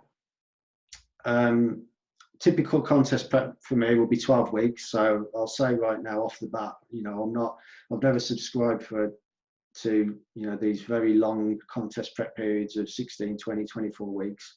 I'm not knocking them. They suit some people. It's just they never suited me. When I flipped the switch mentally to do a show, I was only ever able to maintain that level of focus, you know, laser-like focus for 12 to sort of 14 weeks when I was competing. So I'd, you know, flip the switch at sort of 12, 14 weeks out, and then I'd make some very small adjustments. Small drop in calories, usually just a diet cleanup. So I wouldn't be actively knocking carbs out, but I might be just you know, taking out junk foods, any alcohol, anything. Not that I would drink much alcohol anyway, but just the obvious stuff would go. And then I'll do that for like a week or two, and then the weight would drop off, but then that would plateau. You know, and then after 2 weeks, I'd make another adjustment. So I might, you know, just knock out some carbs late at night in my last meal, and just switch to a salad, you know, with my protein, and then maybe tag in a bit of cardio once or twice a day. Nothing crazy, just 20 minutes power walking or on the bike, and then that would be enough just to keep the weight moving. But then that would plateau again. So every week or two, I'd be tightening the screw on the diet. And at the same time, just gradually ramping up the cardio. So no 2 weeks would ever be the same. It'd be a gradual increase in tempo all the way along. Yep. That way, your body can't acclimatise to the diet. You know, you're not going to plateau. Or if you do hit a plateau, you can make an adjustment to keep things moving. What I learned was not to play all your cards on day one of the diet. You know, drop to low carbs, do maximum cardio. If you do that on day one, your body will adapt to that quite quickly, and then you've got nowhere to go. So I always did it in small increments. But then, having said that, you know, by the time I'm, you know, 6 weeks out, 4 weeks out, you know, it's pedal to the metal at that point, and I'm probably on, you know, 2,500 calories a day. So quite restricted, you know, maybe an hour and a half of cardio a day, training. Wow. Most days. Yeah, 6 or 7 small meals. I'm a big believer in lots of small feeds. Just keep the metabolism burning, really. Rather than having several big feeds a day, I'd normally off season maybe 5 times a day anyway. But in the off season, in pre-contest, I would increase the amount of feeds to 6 or 7, and just have a few hundred calories each sitting. So I never felt like I starved myself, and I'd eat quite late into the evening as well. So like I'd never go to bed on an empty stomach. There'd always be some food in the tank. And then the other thing I'd do is a bit of cardio first thing in the morning, fasted, on an empty stomach. When your body's got no fuel to burn other than body fat, there's no carbs in the system, so your body's forced to burn body fat. I found that a really good way to get lean. So I'll get up and take my glutamine, or maybe half a scoop of whey first thing, wash it down with half a litre of water, and then just do a 45-minute power walk first thing. And then I'll train in the middle of the day. Maybe after I've done like meals 1 and 2, so I've got some carbs in the system, and train in the afternoon when my energy levels are at the highest, and then have a few more meals, and then I do my second session of cardio quite late in the evening. And that got me really lean. But then when you get like down to week, like let's say 4 weeks out, just all the stops come out then, and then I'll just do whatever I had to do to get the last bit off. So at that point, typically I won't be sleeping much anyway, so I'd be going to bed at say midnight and getting up at 4 in the morning. So I'd probably be on 4 hours sleep. Jeez. I wanted to sleep more, don't get me wrong. I realised the importance of sleep, and I wish I could get more sleep at that point out. But I've realised that when you're down to sort of 5% body fat, your body wakes you up because it's telling you to go out and find food. It's almost like your body's natural instinct to fight starvation. So I find myself getting up at 4 o'clock and then trying to find stuff to do. So I keep myself busy doing my cardio and then do a bit of work if I could. My concentration levels were starting to suffer on the low carb, so I found the computer work quite difficult at that point out, but I'd get it done. And then actually towards the end of the prep, I'd probably start training earlier as well, just to get the workout out of the way. Right. Because if I left it till later in the day, I'd be too tired. And so I'd end up training probably late morning, as the contest got closer. And the other good thing about training early in the day is you get the afterburn effect. So you're burning calories at a higher rate for the rest of the day because you've spiked the metabolism early on. Yeah. So that's. But I'd always make sure I get a good breakfast in before my workout. Maybe meal 2 in as well, and then train, and then buffer the workout both ends with with some glutamine, and then some simple carbs. Mm. Did you always tend to favour less cardio, so low intensity, steady state, and just with your walks or with the bike? Did you ever try HIIT? And did you have any success with HIIT if you tried it? I tried HIIT a little bit, and it can work. I think the trick is with HIIT is to go really short, 5-10 minute blasts. You can't go hard and long, can you? You can go sort of like soft and long or hard and short, and both do work. And I preferred doing the low intensity stuff, to be honest with you. I found it slightly more effective. The only thing I did do, which I found quite good, was at the end of my leg workouts, I do a good blast of like HIIT on legs, like on the bike or something, just to to flush the lactic acid through and stuff, and just help with recovery on the legs. And it just helped with the sort of the strength endurance on the legs and just my overall fitness levels. So I always kept a little bit of HIIT in there just for the fitness, and just but more as a tool for losing body fat. The low intensity stuff, definitely. Perfect. I will let Lee lead into his questions, and then we'll wrap things up. Yeah, there's the sort of 3 that I cap it off with. So yeah, three quick fire, light-hearted trivia questions, John. First one then. Funniest thing you've ever seen at a bodybuilding contest? Funniest thing ever? There's loads, because obviously I've judged shows, so I've seen lots of shenanigans on and off stage. Can I say 2? Yeah. All right, these two little stories. All right, the first one was God, what year was this? Was this at BNBF? Was this like 2004 or something, the year after I won? And yeah, this was a weigh-in. This was at the weigh-in, I think. I think it was was it Sean Ferguson at the weigh-in? Oh, Now, with this story, I think I'm sure you probably know this story. And Sean Ferguson was trying to get into the heavyweight division. The previous year he was a lightweight, and he went from a lightweight the year before. He'd been a lightweight and he was going up to the middles, but wasn't there somebody really, really top notch in the middles?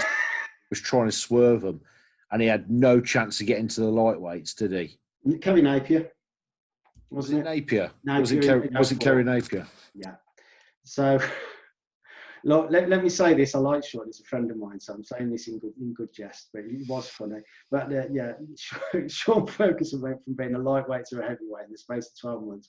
Weighed in as a heavyweight with a big heavy duffel coat, work boots, and a rucksack, and possibly rocks in his coat as well. Yeah. And made it into the heavies.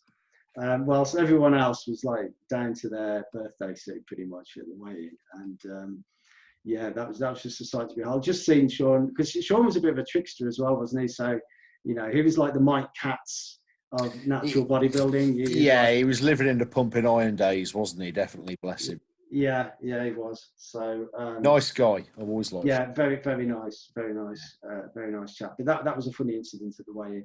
The other one as well. Let's say, what was this? 2000. I think this was like 2004. Now this was when I was. I went to another Southport, I think. This was quite funny. I was supporting Dean Garrett because Dean Garrett was competing as a lightweight. That's right. And Rob Feasy. And Rob Feasy was there competing. Yeah. And Mike Phillips was at that show as well. That was the first time I met Mike. Mm-hmm. I was backstage helping like Dean, just helping him like prepare backstage. So I wasn't judging. It was another show, so I was there as a fan. And Rob Feasy was there, tanning up with his Panatta tan, and it's very unusual because he had got this is hilarious just think about it now. He was pumping up. He got big heavy work boots on, leather rigger gloves, and one of those 1980s bull worker things, and a woolly hat, and in the middle of summer. And he got tan everywhere except his hands, his face, and his feet. And so, it was a sight to behold. I wish I'd got a camera. But it was funny. But Rob looked incredible that year, Rob Feasy, and I believe he even won his class. He didn't win the NABBA, no. He won the EFBB British one year as a lightweight, but I think the year that both of them did NABBA, I think Rob came about 5th or 6th and Dean didn't place. Because they were in class 4, weren't they? And Land of the Giants stuff, they got 16 stone guys in that. But yeah, that Rob Feasy in his work boots, woolly hat and rigger gloves, bending a bull worker with no tan on his face. That's like one of those just bizarre sights that loads of us have had at a bodybuilding show backstage, and just it's a good one, isn't it? It is a good one, and I've seen plenty of similar kind of scenarios, but I think Rob sort of nailed it that day with the shock value, and I mean, he was in shape, so he could get it. He can do that. He can have all that strange sort of pre-contest paraphernalia going on, but he can walk the walk because he was in condition. So fair play to him. But yeah, those are just a couple of memories that stand out. I've seen a lot of funny things on stage over the years, and you know what? It's great. It keeps it light-hearted. We can have a chuckle, can't we? So in terms of your own training and little mishaps in the gym, what's your biggest ever gym fail? What's your most embarrassing gym moment? Oh, crikey. Personally, God, I mean, I'm careful in the gym, so there's not been too many of them, but I used to do this exercise when I trained at a commercial gym back in the early 2000s called a reverse hack squat. I don't know if you've ever seen that done. So you're on a hack squat machine, but instead of facing outwards, you're facing into the machine. Face down with your legs out wide. Yeah, so I was doing that, and I was sort of gunning for a big lift. I've got a lot of weight on there. I've got something like 6, 7, maybe even 8 plates aside on the damn thing, and of course, you know what happens next. I'll hook it up, and then I go. You ever gone a little bit too low in a rep? and then you can't get up. So I got in that position and I got trapped at the bottom. And it was really embarrassing because I got so much flipping weight on there that no one in the obvious vicinity could get me out of it. So in the end, about 3 or 4 guys came to free me from the machine because I was like literally squashed at the bottom of it. And God knows how I didn't break my back. I think I put myself out of action for a few weeks, but that was funny. But like I've seen lots of gym fails, and I've seen some horrendous fails on Smith machines where people have fallen back, you know, attempting to squat way more weight than they can handle. Yeah. You know, spotters, you know, not doing their jobs properly, and some terrible things over the years. But personally, yeah, that's the kind of as bad as it gets. And yeah, touch wood, I've not had anything too serious. What was the commercial gym that you trained at back then? Was that when you were at Zeus? Was it Zeus Gym? That was it. No, it wasn't. That was a gym called the Cave. I did train at the Zeus Gym in Swaddling Cave. That was a really great gym. Hardcore. I had some competitive bodybuilders there. Paul Thomas competed there with the Paul IFBB. Thomas was it was an IFBB Pro for a short while, wasn't it? He was, yeah. I bumped into Paul Thomas there, and it was quite odd, really, because he didn't know who I was, but I knew who he was. And so I sort of walked over to him and introduced myself, and he was like, "Who's this random guy just coming talking to me?" And I explained that I sort of grew up competing originally in the FBB, and I knew who he was because he'd won the British. And yeah, he was good. He was a good guy, and you know, gave me a few pointers, and you know, we trained in the same gym, so there was a good energy there. Lots of competitors, but yeah, where I did that lift, that was at the Cave Gym. So I trained at a few different commercial gyms over the years, and always enjoyed like experimenting with different kit where I could. Yeah, absolutely. Getting pinned into it. Well, that's one from me then, mate. I had a brilliant anecdote about trying to copy your 10 ounces of steak with hash browns and eggs for breakfast thing, by the way. Stick in earlier. That was the secret to John Harris's off-season success, everybody. In the days before he learned how to get lean. Steak, eggs and hash browns for breakfast every day. Do you remember that? Oh, yeah. Well, that was the breakfast I used to eat on holiday when I went out into America, because that's all they used to serve me, I think. So well, I was a big believer in steak and eggs, absolutely. You know, some good fats. I've always been a believer in you know, keeping your fats level, you know, healthy. And red meat, yeah, I don't know what it is about it. I don't know, like a bit of natural creatine, you know, and iron, vitamin B. Yeah. I'm a big believer in solid food for solid gains. Supplements play their place, and I use whey protein, but it's always been only, you know, in small doses, relatively speaking. The bulk of my gains have come from eating, like, you know, white meat, fish, eggs, beef, lean cuts, obviously. Solid food, and it's filling, so you don't feel like you're going hungry. I always felt when I was relying on whey protein, I was never satisfied from my meals. I'd always, you know, end up sort of wanting to eat more food afterwards, and I was always able to control my calories a lot better when I was eating the food and chewing it. Yeah. Much like your training, keep it simple. You know, keep it simple. But my last question then. And this is one that gets everybody, because I've got to take the low hanging fruit out of the equation. No contest wins allowed. Other than winning a bodybuilding contest, what is your greatest moment in the sport? That one moment where if you could bottle it up and relive that one moment in time over and over again, what would be your big moment in the sport, except for winning a contest? All right. Well. Let me ask you, does my first show count? Because I won it, but I was the only one. But it's not the fact that I won it that it's the most enjoyable time. I'm good with that. You're good with that. It's my first time. Valid answer. I won by default. I was the only one in my class, and so it doesn't really count as a win. It is, but it isn't. But it was my first time on stage, and it was the 1992 EFBB East of England Championships at the Haymarket Theatre. Sugar's show. Sugar Christopher's show that he still runs now. He still runs it, and it's a cracking Love venue. Sugar. Love Sugar. What a great guy. And if I can just sort of like just like reminisce slightly on that show, because that was like back in 1992. I was 17 years old. I dieted for like 10 weeks solid for that show. It was good. I've still got the photos from Roger Shelley, and Yeah, it was just the buzz that I got from being on stage, and I'll just never forget it, the adrenaline rush. And it was that instant that I was hooked, and that kind of carried me forward to compete and achieve what I've done today. But it was a big show. We had some really big names in the sport qualify at that show.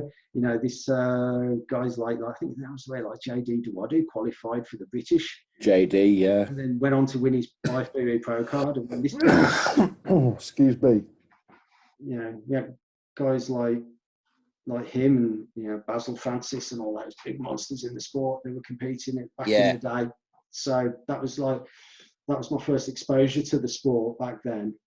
And it was a massive sold-out qualifier. Everyone was walking around in big stripy baggies back in the yes. You know, it was just hilarious. With black leather bum bags on. Exactly. Yeah, everyone pulling rice cakes out of their bum bags and chewing on them. Yeah. Yeah, it was that atmosphere, and everyone got the big air horns going, like everyone was supporting each other with the air horns, and it was just such an amazing atmosphere for my first bodybuilding show. I mean, I was only 17 years young and 140 pounds wet, but I just felt like this is going to be an adventure, and yes, it took me a while to find my niche eventually with the BNBF and then through to the WNBF. It was quite a winding journey to get through to that in the end, but I've got to be thankful for that first show for just giving me the hook to get into bodybuilding, and it's been a sort of a bit of a love affair since, really. And great to be able to give back to the sport. Even now I'm not competing, be able to judge, and it's a pleasure later judging your federation now and be part of the machine, a little cog, but hopefully, a cog which just helps the machine, work a little bit more smoothly, and helps it on to bigger and better things. And you know what? This year is going to be a challenging year for the federation and for all federations, but I think big things are going to be happening thereafter, and the sport will bounce back big time. Yeah, we'll manage. We're expecting a small year this year. We are expecting shows to be able to happen, but they're not going to be enormous.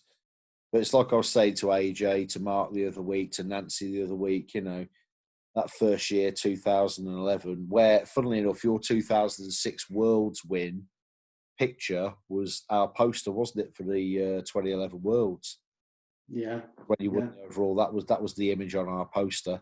We had 48 people in the show that year. And and it's still my favourite year yet, and it's probably still one of the best crops of bodybuilders we've had. And the likes of Rich Gosdecki winning the overall and going on to be the first of the next generation of legends in the pros. I don't think having smaller numbers this year will hurt us in terms of quality or credibility. And it is a pleasure to have you part of it. Like Mark was saying the other week, mate, when he went to one of his first AMB shows and Andrew Palmer weighed him in, the impact on him of having somebody with such pedigree in the sport at the time looking after him was massive.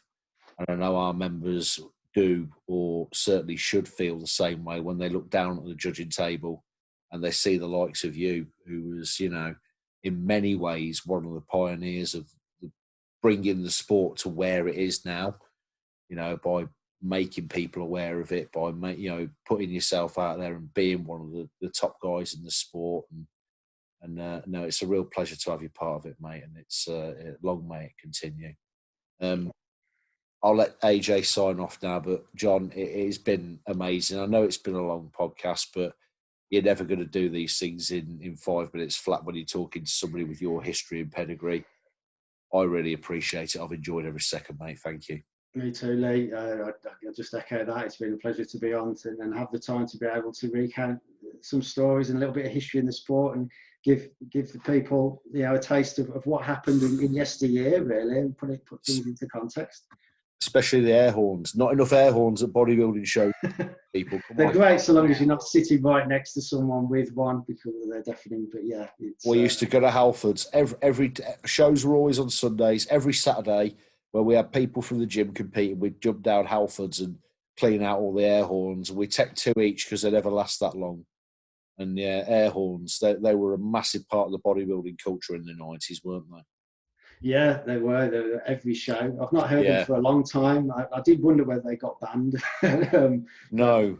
No. Here's the challenge. Here's the challenge. Seeing as, we might be social distancing and only having half the audience that the UK were allowed to have, normally.